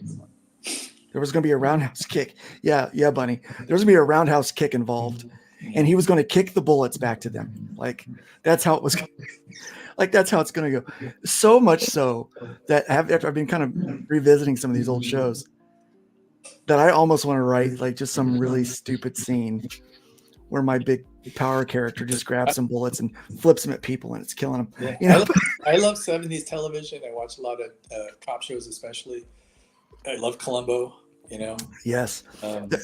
Did you ever watch Mike Hammer? No, I don't. I tend to buy them and then watch them. Okay. Because I did get a sense of a little bit of that Columbo vibe in Barren Soil with that kind of crime noir thing, but I also got a little bit of a hint of Mike Hammer. Like there's a little bit in the pacing, which I love that show. I mean, it's very 70s private investigator kind of tropey, but it's what created the tropes, I think. Yeah, but it's a great trope. I mean, those books, like, they stick with you. Like I used to voraciously read mystery novels, and back when I was a messenger, when I was at high school, I had a shitty job walking the streets in New York delivering envelopes, but I was outside all day, and I would stop in bookstores like every opportunity. And in Manhattan, they actually had just bookstores that were exclusively mystery bookshops. There were quite a few of them. And so you could walk into a small bookstore, nothing but mystery paperbacks on every shelf. Mm-hmm. And it's a gold mine, And I still remember picking up things like Lauren Sanders' like First Deadly Sin, and that type of thing, like a good mystery that will just stick with you forever, for life. And you'll just if it's well paced, and the Tom Clancy books of the 80s, and Red Storm Rising, and those things, those were great adventures to be. So I've heard some talk recently. It's popped up in a couple of conversations that I've had, that there was the paying your dues thing, and how coming up in comics the way that you did and so many other people did, Art T. Bear, Aaron Lopresti, Graham Nolan, these guys, some of your friends like Rob Liefeld, who gave a glowing review of your book for your trailer. Great. Fantastic. These guys, there was kind of a different way of getting into the industry and learning. But now I think for the last decade and a half, 2 decades, we've really seen a real switch in what it means to get into the comic book industry, that corporate comics are not as strong. You can still go that route, but it's not as lucrative and it's not as appealing to a lot of new people out there, artists, writers, colorists, that's such, as being independent. And so self-publishing through social media, crowdfunding, that's really kind of growing. And so what I'm noticing is some of these young guys are learning a lot from the veterans, the pros, on what it means to make comics, because we don't have bullpens anymore. We have the internet. So this is kind of how we learn from each other. But I'm also kind of noticing that the veterans are learning this new online marketing thing, this new world. That's me. Kind of from the young guys, right? Yeah. So what has been the most eye-opening thing you've learned through this process of trying to crowdfund your book? Well, I'm in my first baby steps of crowdfunding, and so I'm a lot to learn about like all of it. So, but I'm making my mistakes like you need to do. And then, guys will say, hey, maybe that's not a good idea. And, people that you trust and can count on, are there for you to share, that they've walked this path already. Guys from my generation, we know how to make comic books, hopefully. But, to step into this whole world, because I don't, there was a different system then. You had to go through basically an apprenticeship and work your way up into being good enough to work for the big two. That was only real available outlet if you wanted to draw comics. There in the early 80s there were some small independent first comics, Pacific. They were doing good stuff. There was a little bit of an indie revolution, but primarily that didn't last past the mid 80s. But primarily only had Marvel and DC. And so, you had to basically, live in that world, and they controlled your fate, And now that, I think as a result of both Marvel and DC basically shitting on creative people and not sharing, anything, because if you create a new character for Marvel or DC, either company, you don't own any of it, you get none of it. So why would anybody create the new Wolverine? Why would you come up with the new? It was Jack Kirby's initial bitch in the '60s. It's like, I'm not going to give them another Silver Surfer. When I get nothing out of it. I'm just getting a paycheck and I, sent on my way. And so that's why we're in a market where Marvel and DC. What is DC's market share? We just saw it's now 20%. That's ridiculous. It used to be 50. 20% is awful. And for a company of that size, with the characters that they have. However, no one will create anything new for them, and no one has for over 10 years, and they're stuck with, like doing 90 variations of Batman and, 20 variations of Spider-Man. It's just like, they're watering down, the icon, franchise characters. They're watering them down to the point of being pointless. And some of these books, it's not even Spider-Man or Batman that's in it. It's all alternate versions, for whatever reason, and it's not anything that anybody cares about, I think what I've seen most is it's created apathy from the fans. And the worst thing you can have is an apathetic fan. Yeah. You want them to truly care, and people just don't. Yeah. They've done the same thing with Star Wars. Mm-hmm. People were so dedicated to that franchise, to that IP, and now people are utterly they're giving up. Yeah, we've given up. Yeah. No one cares. No one cares. And it's sad. It really is. And I think that's what makes indie comics independently owned, creator-owned comics and characters so much more. Exciting is that the people writing it care. The people drawing it care so much. They're passionate about it. And eventually we're going to have breakout series and characters that like transcend the early movement and become the new Ninja Turtles or something. That's I think that's an eventuality because of, at least in this little indie creator-owned boom, that it relative to what Marvel and DC are putting out. This is at least these are new ideas. These are fresh concepts. And fresh eyeballs and fresh approach on things. And so there is something to explore here. Just like the early indie boom in the 80s, like I said, with First Comics, doing Elric and American Flag, those things. Those were viable alternatives to Marvel and DC comics. They were basically all non-superhero comics for the most part. Oh, there we go. Oh my God. Yeah. Oh, O.J. Simpson dead at 76. 76. Wow. Yep. Breaking news, just posted 11 minutes ago. Yeah. Wow. the juice is finally Yeah, the loose. juice. Well, I'm telling you what, if anybody could get away with murder. Yeah. That's funny. I just read the book maybe 3 months ago. I reread it. And I was just about to start Marcia Clark's book.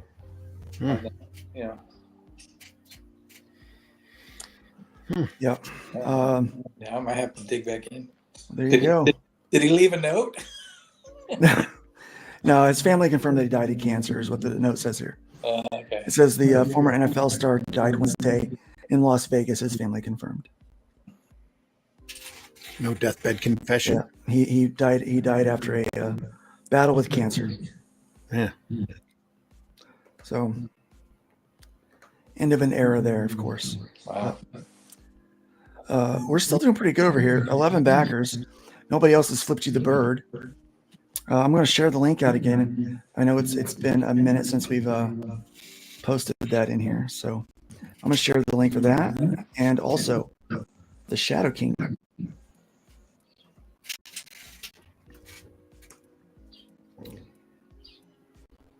Now, before we get into the next topic, we're going to have a word from one of our sponsors, and that's going to be Air Comics and the Shadow Kingdom. Here, let me play the trailer for the Shadow Kingdom. Let me find it. Got to find it. Can't seem to find anything today. Here we go.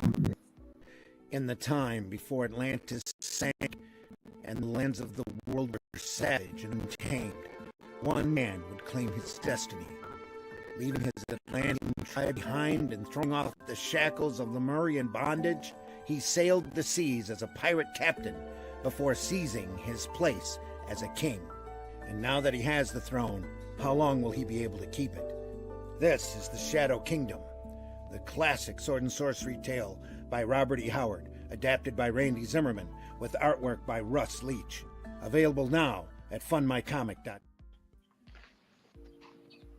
Funmycomic.com, folks. Shadow Kingdom. Funmycomic.com. Check it out. This close to being a 5-figure campaign. Can't thank people. So close. Yeah, let's take a look at that real quick. Just because, I mean, that is, Randy, that'll be your first 5-figure campaign, won't it? It will, yes. But it's not really mine. It's Russ's art that's carrying it, and a phenomenal story by Robert E. Howard. That just great. This is recognized as the first sword and sorcery story, the one that started the genre rolling, and also the first story that begins the urban myth of shape-shifting lizard people. Russ just So there you go. I know Russ you're knocked it watching out of right the now. park here. Yeah. Just a tremendous job on the artwork, Russ. I can't. Some of the best work. I'm humbled to be in the presence of such great artists. I had it easy on this because there was an open page count. I didn't have to keep to a rigid format. broke the story down naturally as Howard had wrote it. There were so many great natural beats in this. You know, you want to end every page with a nice kickoff to try to propel your reader into the next page. This literally broke itself down and was just a joy to write up the script. It's a faithful adaptation, and I'm aware of the other adaptions that have been done, but they're not nearly as faithful to the original material as this is. We use as much of Howard's prose in this as we possibly can, and he was such a unique and amazing writer that we've even thrown the prose story in the back of this book just so you can compare the two. It's just a great story, and Russ's artwork just amplifies it. Really does. Really does. Very exciting stuff. It's a great time to be a comic book fan, I think, you know. And getting into this too, this is Cull's first story. He just becomes king of Volusia, and it's the first of this type, like I said, that Howard ever wrote. And Howard put so much of himself into the character of Cull. He's introspective. He's almost overthinking. He's a real character in this story, and it comes through. You see that a lot in this tale. Cull is very different from his later creation Conan, in that Conan is a hack and slash and give me some ale and give me a woman and you know, your typical barbarian, where Cull has these barbarian urges and he has the bloodlust that kicks in, but he's also very introspective. He's a very private person, and he has a really kind of a rough time wrapping his head around the thought that there are still these supernatural elements running around in his reality. And it's a great read. Very thoughtful character. Yeah. Yeah, he's a very thoughtful character, and I very much interested to see this adaptation. There's a lot of incredible action in this. All of the sword and sorcery tropes begin here with the Shadow Kingdom. Yeah. I love sword and sorcery stuff. I mean, Michael Moorcock. Yeah, great stuff. And as Russ said earlier, just because it's a trope doesn't mean it's bad. Exactly. Yep. So, all right. So, something I did want to talk with you about. Now, this is, you know, I've obviously heard of your name, you know, in the industry there for a while, you know, but there's a lot of names that, you know, come up and they kind of pop into your peripheral and things like that. And then go away and then come back again, just based on the work they're doing. But there was something very interesting a couple of years ago when the Patterson Batman movie came out, and there was a subsequent lawsuit about IP theft. Yep. And your name is at the center of that. Yeah. And I would love to get the story a little bit from you, but I also want to be able to offer some cautionary advice to everyone watching today on how to handle something like this. So I'll give you the floor. Yeah. What's going on there? Basically, you know, how it all came to be is there was a Riddler story that I pitched way back in 1990 to Archie Goodwin, and you know, subsequently pitched to DC, a couple times since, and I gave that story to Michael Uslan, the executive producer of the films. So, you know, and unbeknownst to me, from everything that we uncovered, it seemed like they were trying to use that story literally within months of me, pitching it without my name attached to it. Because, I gave that story to Uslan in April 2008, and just 4 months later, that summer, after the second Christopher Nolan film, they're announcing that the next flick is definitely going to be Warner Brothers executives. The next flick is it's going to be the Riddler, and and rumored to be a serial killer story. And Riddler had never been portrayed like that. ever until my take on the character, reinventing that character.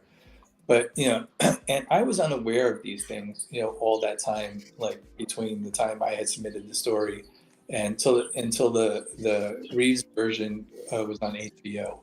And so when I finally saw it on HBO, I was like, motherfucker, they took my name off the story and fucking used it. I couldn't believe it. I was infuriated. So, eventually, I had to make a stink to be able to afford to bring a lawsuit. And so, that's where the whole Batman Gate thing came from. And so, eventually we got the lawsuit underway. I found legal representation. We got the lawsuit going and everything. And, in the course of the lawsuit, doing the back and forth and going through discovery and everything, we didn't find anything at all that disputed my version of events. And everything we did find out supported my version of events. But we got a ruling, a ridiculous ruling against us based on what I think is absolutely false testimony from Paul Levitz, former, publisher at DC Comics, longtime publisher. And so, Paul testified that I didn't have permission to write the story. That was always their argument. It's not that they didn't even argue that it was my story initially. They just argued that I didn't have permission to write it, and therefore they owned it, and which was ridiculous because first of all, Paul had no interactions between me and Archie Goodwin, and all editors at DC Comics are able to enter into contracts on behalf of the company without Paul knowing anything about it. So they all had authority to hire who they want for what project they want, especially in those days. And Warner Brothers invented this fabrication that that DC Comics does not accept unsolicited submissions, which is bullshit on the face of it. And we proved that. We brought in dozens of examples going back from the 70s through the 80s when I was doing it in the 90s into the 2000s. Chuck, for over a decade, said he submitted dozens of unsolicited Batman stories, that were some picked up, some not, right? And basically, we felt that at trial that we had a 75%, 80% chance of beating Warner Brothers in court, because it seemed to be that even the Ben Affleck version was based on my story before Reeves was even hired. Because it had the Riddler in it initially. This is according to Zack Snyder and other Warner Brothers sources, that Affleck's version had the Riddler in it, creating an apocalypse to find out the meaning of life, which was my story, and that later he brought in Deathstroke to make it a little more action oriented, but still have the Riddler in it. That Affleck version was supposed to tie into Justice League 2. And there's a continuation of Affleck's Batman story. Now, this is before Reeves was ever hired. So the notion that Reeves originated the story is provably false, we thought.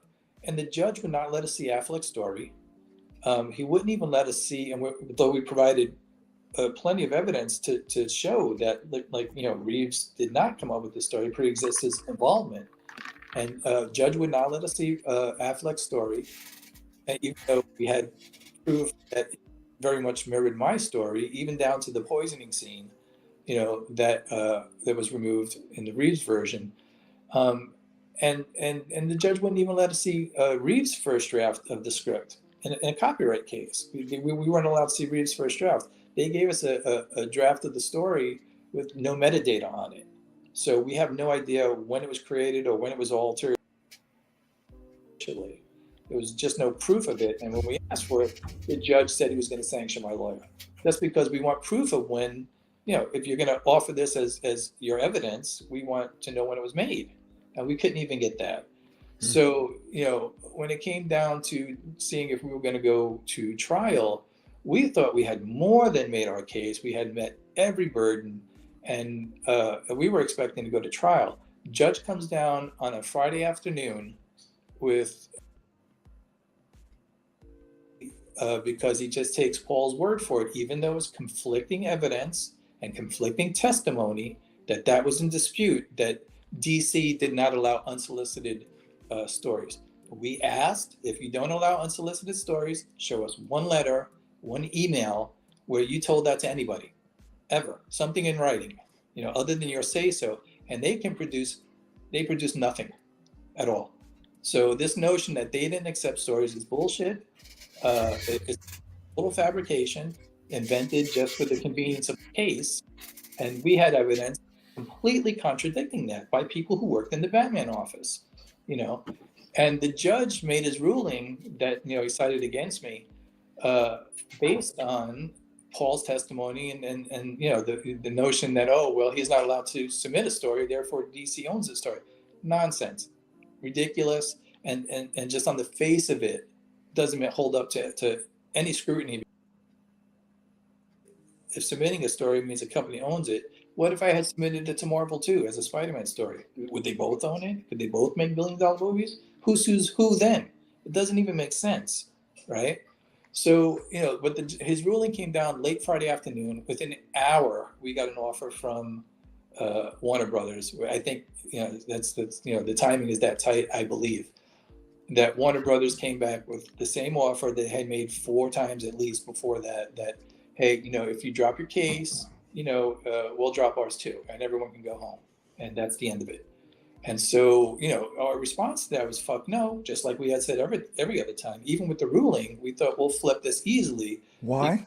Because the judge is not supposed to make rulings on things he's only supposed to rule on things that are fact. If things are in dispute, that's why you go to a jury. And clearly we had evidence that, in Paul's own testimony in his deposition, when he said, people are not allowed to, submit stories. And then we hit him with a bunch of examples. And his response to that was, well, those guys are more famous than Chris, so they're allowed to do it, but Chris is not. It's all nonsense. But we don't have any, documentation that that's a policy. There's nothing written down. There's no emails. There's not a letter to anybody who made it, a submission that we said that to anyone ever, but yet the judge ruled on it like it was fact, and it just ignored our side of it. So now we've got, Warner Brothers basically, they wanted to try and put pressure, so they gave us till Monday to make a decision. Again, it's drop your appeal, and we'll drop our case, against Wozniak. So what is their case against you? They came at me for copyright infringement for a story I wrote 30 years ago. We're way past statute of limitations. Yeah, copyright infringement. Never made a nickel from. They've never sued anybody for copyright infringement for submitting a story. That is non-existent in the history of the company. And why would they do that? Why would they be concerned about copyrights if they didn't use the story in the movie? Right. That's why they're worried about it. Right. And so that was again. It's like their countersuit almost incriminates them. Yes, of course it does. Right. Yeah. And even the deal that they offered as a final deal, the one stipulation was I give up my copyright. Again, why would you care about my copyright if it's not in the movie? If my story's not in the movie, doesn't matter what I have a copyright to. It's in the movie, right? Yeah, we could pay him and give him credit, and this would be easy. No, we're not doing that. So basically, we're in a situation where we thought we were You're too male, too pale, and too stale. Yeah. PMS. We thought we were on our way to trial, and then it turns out we now got another roadblock. We got an appeal to get through, but we got to turn up like $20,000 over the weekend, and Sunday's Easter. So we sent out. So we didn't answer because we were fully untended on appeal, and we sent out feelers for. To raise some funds, including Comic Book Legal Defense Fund, which didn't come through for us, right? What are they there for? And basically... They're there for the big guys. Yeah, Monday comes and goes, and basically at this point we're stalling, trying to wait for money to come in. so we can file an appeal. And so we offered, like, we made a couple of offers, bullshit counter offers. We knew they weren't going to go for it. But we were, trying to, we see if we could turn up the money to appeal. And we couldn't raise the money in just a few days. So with that ruling over my head, now I'm on the hook for maybe $3 million in legal fees. So, I've got a house, I got family. And, it got to the point where my lawyer's like, you got to make a call. You only have 30 days to appeal. So he's like, you got to either hope that we're going to turn up that money. If we don't, the ruling's going to stand, you're going to be on the hook for the bill. And so, in that situation, like I said, we thought we would crush them in a courtroom, that we would destroy them. But, at that point, like, with that ruling hanging over my head, it's a tough one, because, what if we don't turn up the money? Then, to file the appeal, then I'm stuck with this ruling, and so, with the weight of that on, I said, okay, we'll walk away. And so that's what happened. And basically we just all went home, and, it came to nothing. They got nothing out of it. We got nothing out of it. And, and it is what it is. Everyone can make up their own minds, on how that played out, and whether or not that's my story in the movie. I think it's obviously my story, because, Reeves did not write the same exact plot, that I, wrote.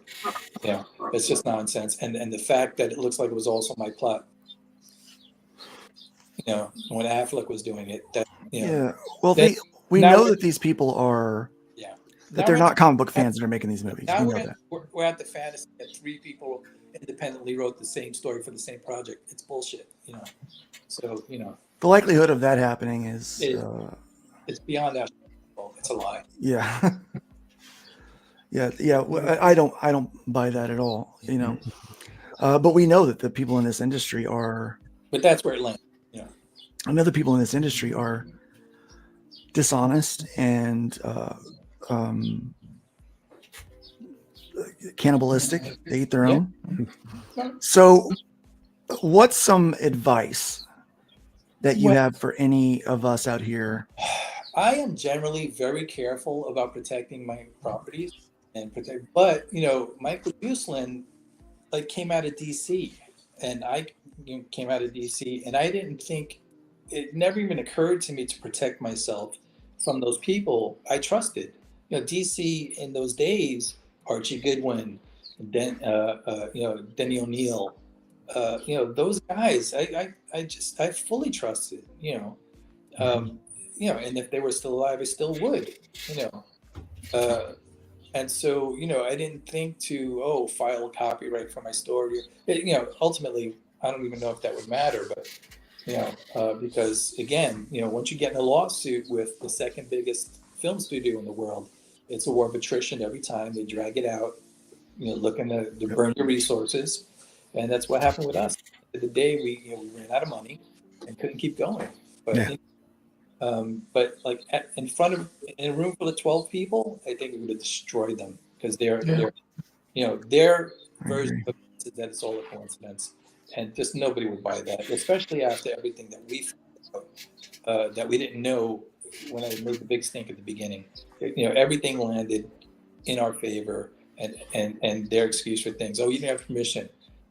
Well, show us that policy. We never said it to anybody before now, but that was the policy. It just none of it fucking passed the sniff test. So why do you think? I mean, we can only really speculate, but why do you think they cut you out to begin with? Like, why would they not give the writer credit for it? I mean, obviously, they credit people all the time. Uslan, I think it probably came from Uslan. That's my speculation. That Uslan, he says on film that he provides blueprints for the stories and everything, and that he outsources. Then he takes them from outside sources. He's on camera saying that, so it's not something that I made up. It's you can see Michael Uslan say that himself. Outsourcing, which means plagiarism. Yeah. He says we usually take a play or comic book or story, we turn it into a blueprint for a film. Usually, they own the rights to those things. This is a case where they never bought that story from me, and that was obviously the sticking point. Hey, wait a minute! I wrote this. This is my story until you buy it, and you didn't buy it, so you can't use it now. So that was, and they'd have saved all that trouble if they'd have covered their ass. And even in the beginning, I was willing to accept that it's some kind of filing error or something. It wasn't, clearly, because there was evidence that they apparently tried to use that storyline in Batman versus Superman, and that it got cut out. That also, just like in Justice League 2, which is supposed to be a continuation of that story, that they would try to use it in Batman. Zach was using it in Batman versus Superman initially, and he cut it out, because basically the story was getting a little too bloated. But then they were, he was reintroducing that story in Justice League 2, and says explicitly that storyline is a continuation of Affleck's story, with the apocalypse and Riddler causing it. And there's storyboards for it that Jim Lee drew, So I will say this: of the newest Batman movies, I really liked that one. The take on the Riddler was so different; it was refreshing to me. Yeah. So, for what it's worth, you did a hell of a job. Thank you on that one. It landed where it landed. There's nothing you can do about it now. It's big fish eats the little fish. But I'm not. I ordered a poster of the film and the Riddler action figure, and I'm just gonna cross Reeves' name off of it, sign my own, and because I know what's what, and right. So keep them as a keepsake, and then that'll be that. So do you think you can trust anyone in this industry now? Jesus Christ, the big fish? I don't know. It is difficult. When you see this type of thing happen over and over and over again. It's not just me. In my case, was fairly, kind of blatant, and you could see all the plot points were represented in the film, and they happen in the same order, and the rewrites all coincide. It's very difficult to ignore. But this is a common thing. They know that they can get away with it, and they do it all the time. So. It's, again, who has the money to fight them, when they do it. So it is. You should protect your properties before you show them. Before you show them. We have to make the bird dance. Back at 210. Thank you very much. 210.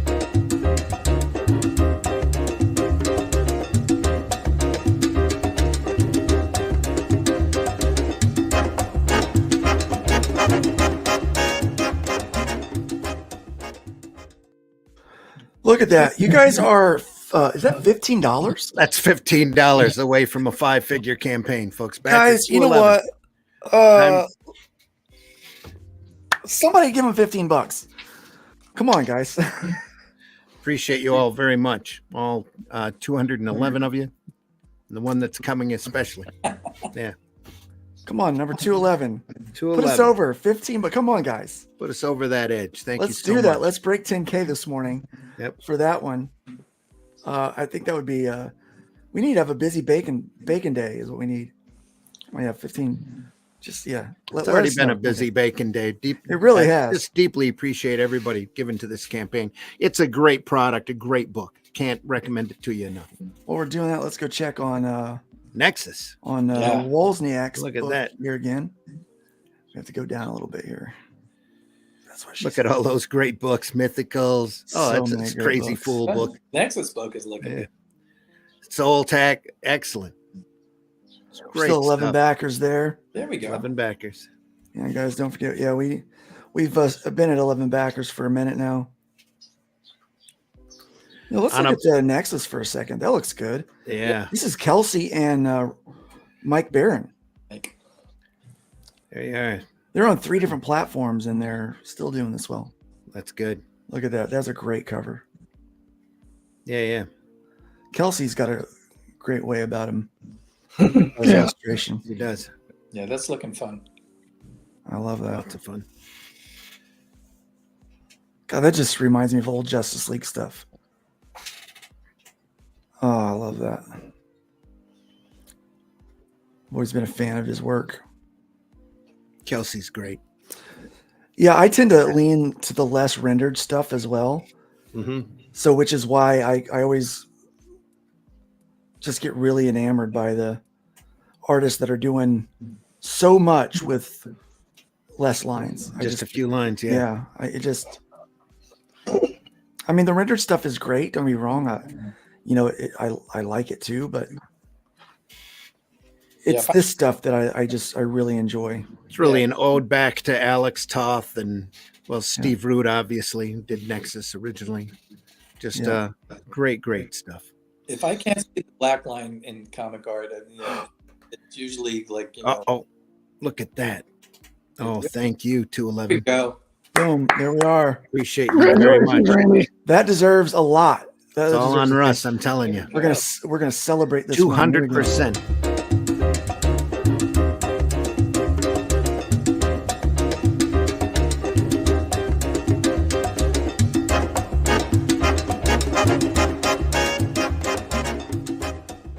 Taste the biscuit.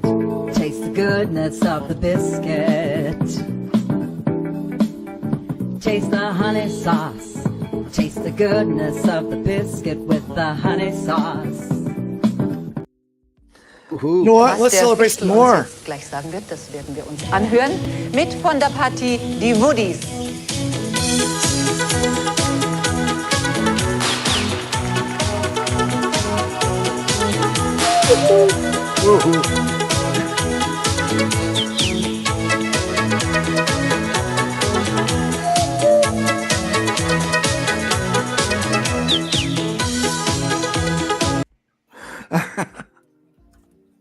I love that.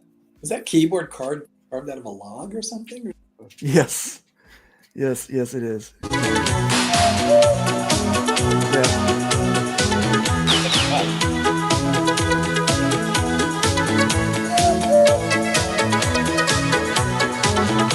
It's on the log. Ich bin der kleine Fichtel vom Zauberland und bitte euch, ihr Leute, gebraucht Germans. Unser Leben ist bedroht. Nothing more fun than a talking tree. Yeah. Them crazy Germans. The Germans. Thanks to everyone who backed, shared, and streamed. The best people. Absolutely. Thank you again. And Russ has been working his butt off. Yes. To make this one happen. Congratulations. Congratulations, guys. Good news. That's good news all the way around. Yep. And you know what? I'd like to watch this trailer one more time. Let's add this. Yeah, here we go.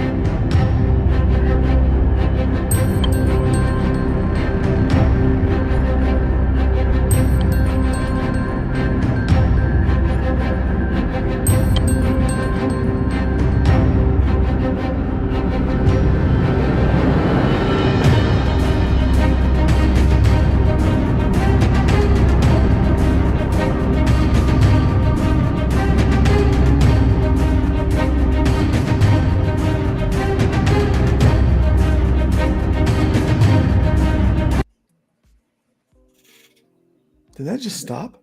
It did. Strange. It's frozen. YouTube having issues yesterday. Yeah, strange. So we'll pull that out then. That's what she said. Hold it. Let me go ahead and add that back in. That's not at all what she said. Bunny wants to know where I find all this white people cringe. At the meetings, at the meetings that we have. White people meetings. Well, the official WPC meetings. Yeah. That's not white people. That is still cringe at all. Cringe is not racist. It's it has a lot of equality in cringe. No respecter of person when it comes to cringe. We're all spiritual gurus. this is the divine intervention. You could become a spiritual guru on your own, but you just have to tie your shoes, and you just have to know how to eat burritos backwards. That is not a joke. That is a natural fact. It is a natural fact, my friends. It really is. So this book is guys, you're gonna love this book. It is quite good, I'm telling you. Thank you. If you liked the Batman movie with Patterson, There you go. Ignition. this story equally is well handled. Yeah. And there's without a doubt that this is Wozniak's story. I think that's the best part of self-publishing, isn't it? That it's definitely yours. You know, no one's gonna. You can't really refute it. Yeah, and yeah, to have something. Oh, there you go. But to have something that was just like, you know, a spark in your mind, and then to sit through the process of putting it together and actually getting it out, and then to have people respond to it, that's like wild. It's, you know, it's a big deal. So the book is done. Yeah. You have this set up as a ongoing. Yeah. There's no end date to this one. Yeah, we're gonna do 12, and I want to keep all 12 on my comic. Nice. So you got to look at it like a maxi series, basically. Yeah. My little grandpup here is needing some attention. Grandma and grandpa, so my mother and father-in-law, were with us over the weekend. And whenever my mom is here. Hey, I think the dog successfully muted his microphone.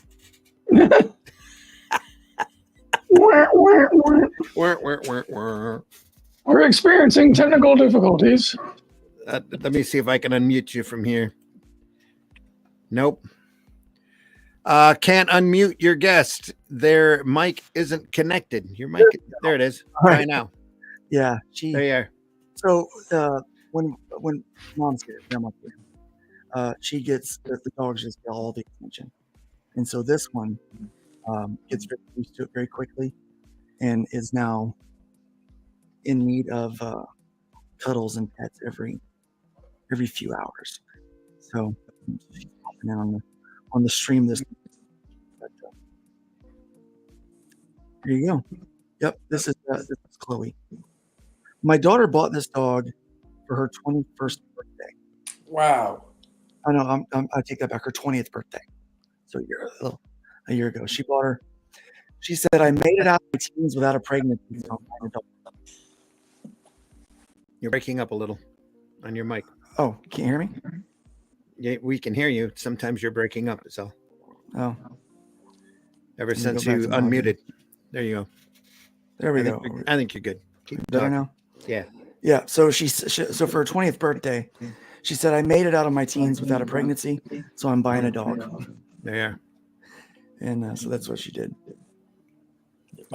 How old are you? My daughter's 11, and I'm clearly older than you. I'm 40. I'll be 44 May 5th. Wow. Yep. So coming up here shortly. We had her. I was 22 when she was born, because she's getting ready to turn 22 this year. Wow. Yeah. So we're half my life ago. I'm already a grandfather. Wow. 20. Nice. Here. So about this kind of art style, what was it was it necessity for being able to for speed? Yes. Is that what caused you to decide on this? Well, I knew that this type of look was best suited, to serve the story. But then I also knew, having to deal with the colorist and everything, like I didn't know that the book would be served well in color, that it might lose, the vibe and just fully rendered. And so I got to the point where I was like, maybe I should just do it in black and white.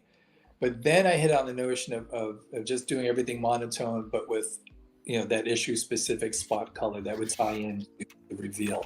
And so it's a little bit like, when Frank did Sin City and he had the, Yellow Bat Bastard or something, but every issue is going to have a different color that ties into the, to that issue's particular reveal.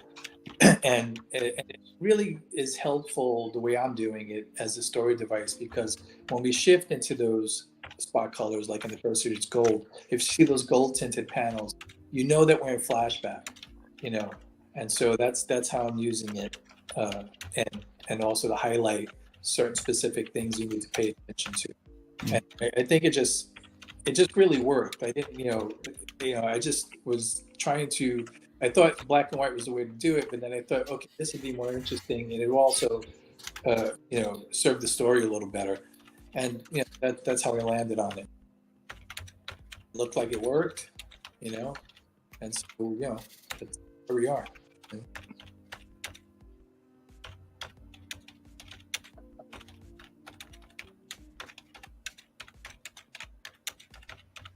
Luke is muted. Uh-oh. Not good. Sorry.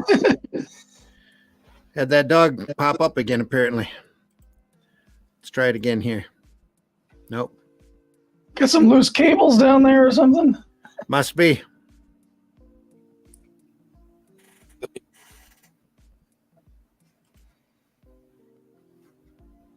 Ah. Can't nobody tell me nothing. You can't tell me nothing. There we are. Nope. Keep trying to connect. Well, you're not there yet, bud. You tried turning it on and off again. It might be a reboot. Luke is. So the one time I'm over there thanking everybody and typing up a note on Facebook, Luke loses his mic for good. What a story, Mark. Yay! Yay! Think about what you've accomplished. Here we are. You back yet? No. Here we are. Technical difficulty. Can you guys hear me? Now we can hear you, yes. There we go. Okay, so here's what's going on. I think my microphone just died. I'm using it.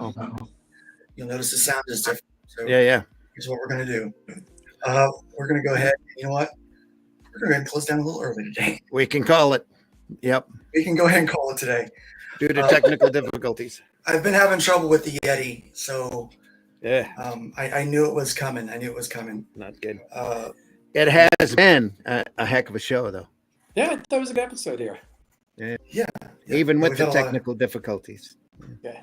Earlier, I wanted to mention was you put it beautifully. You made a really great argument for why we should be doing independent projects. Yep.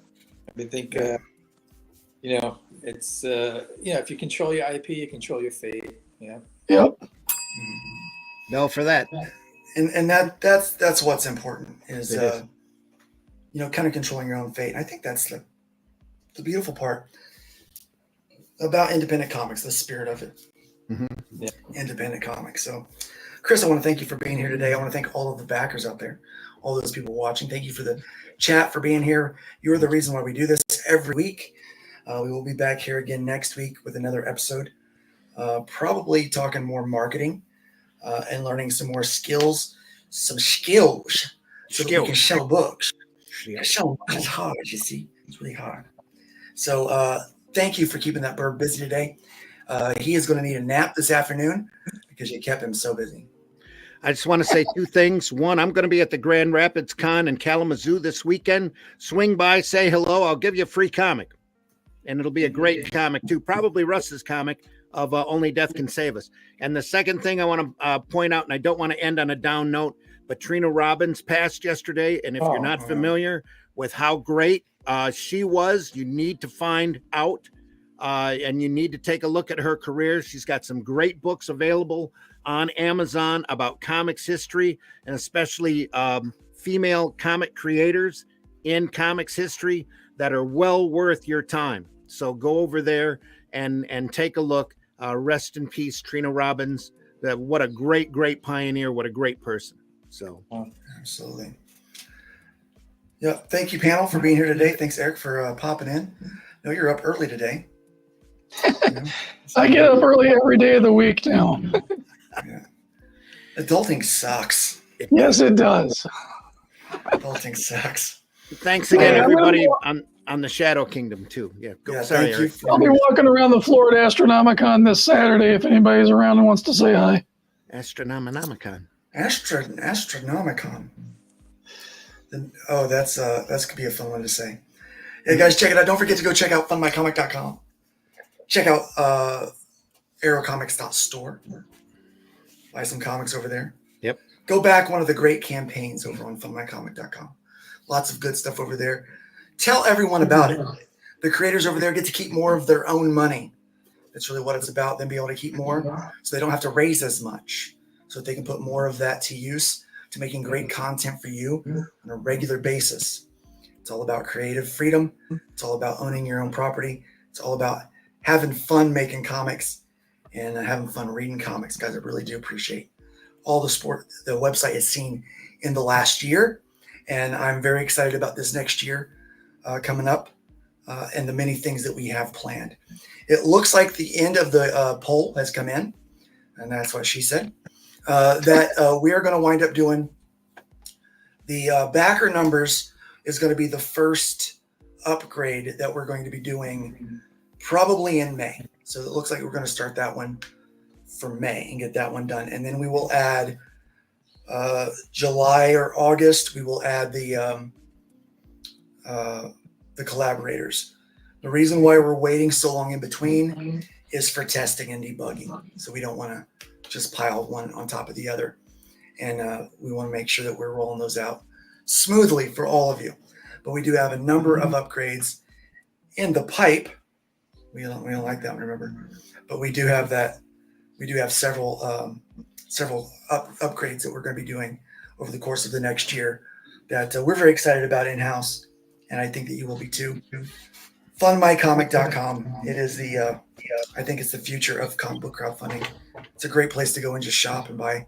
It's your online comic book store. Many of these books are shipping out right away. Speaking of which, Chris, when does yours ship? September, I think, the first one. Nice. So shipping in September. So we need to raise some money to help pay for that print run because you have the legal fees that you've gotten stuck with, right? No. Yeah. I don't know. Yeah. Oh, good. No. I was worried about that. I'm fine. Yeah.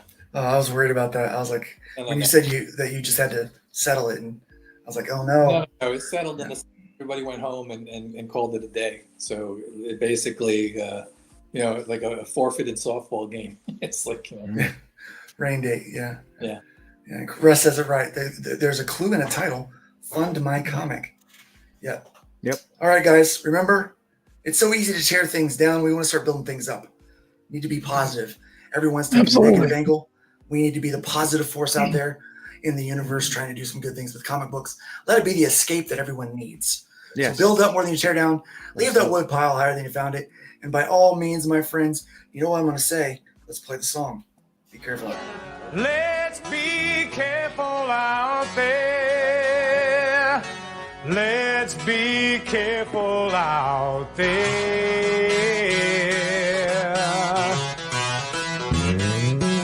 We had a 187 at the 7-Eleven on the corner of 4th and Main. Two Caucasians of the male persuasion put a bullet through the cashier's brain. Moving on, I see it 211, half a dozen 459, 2 AEWs, a DTA, and several miscellaneous crimes. Homicide, arson,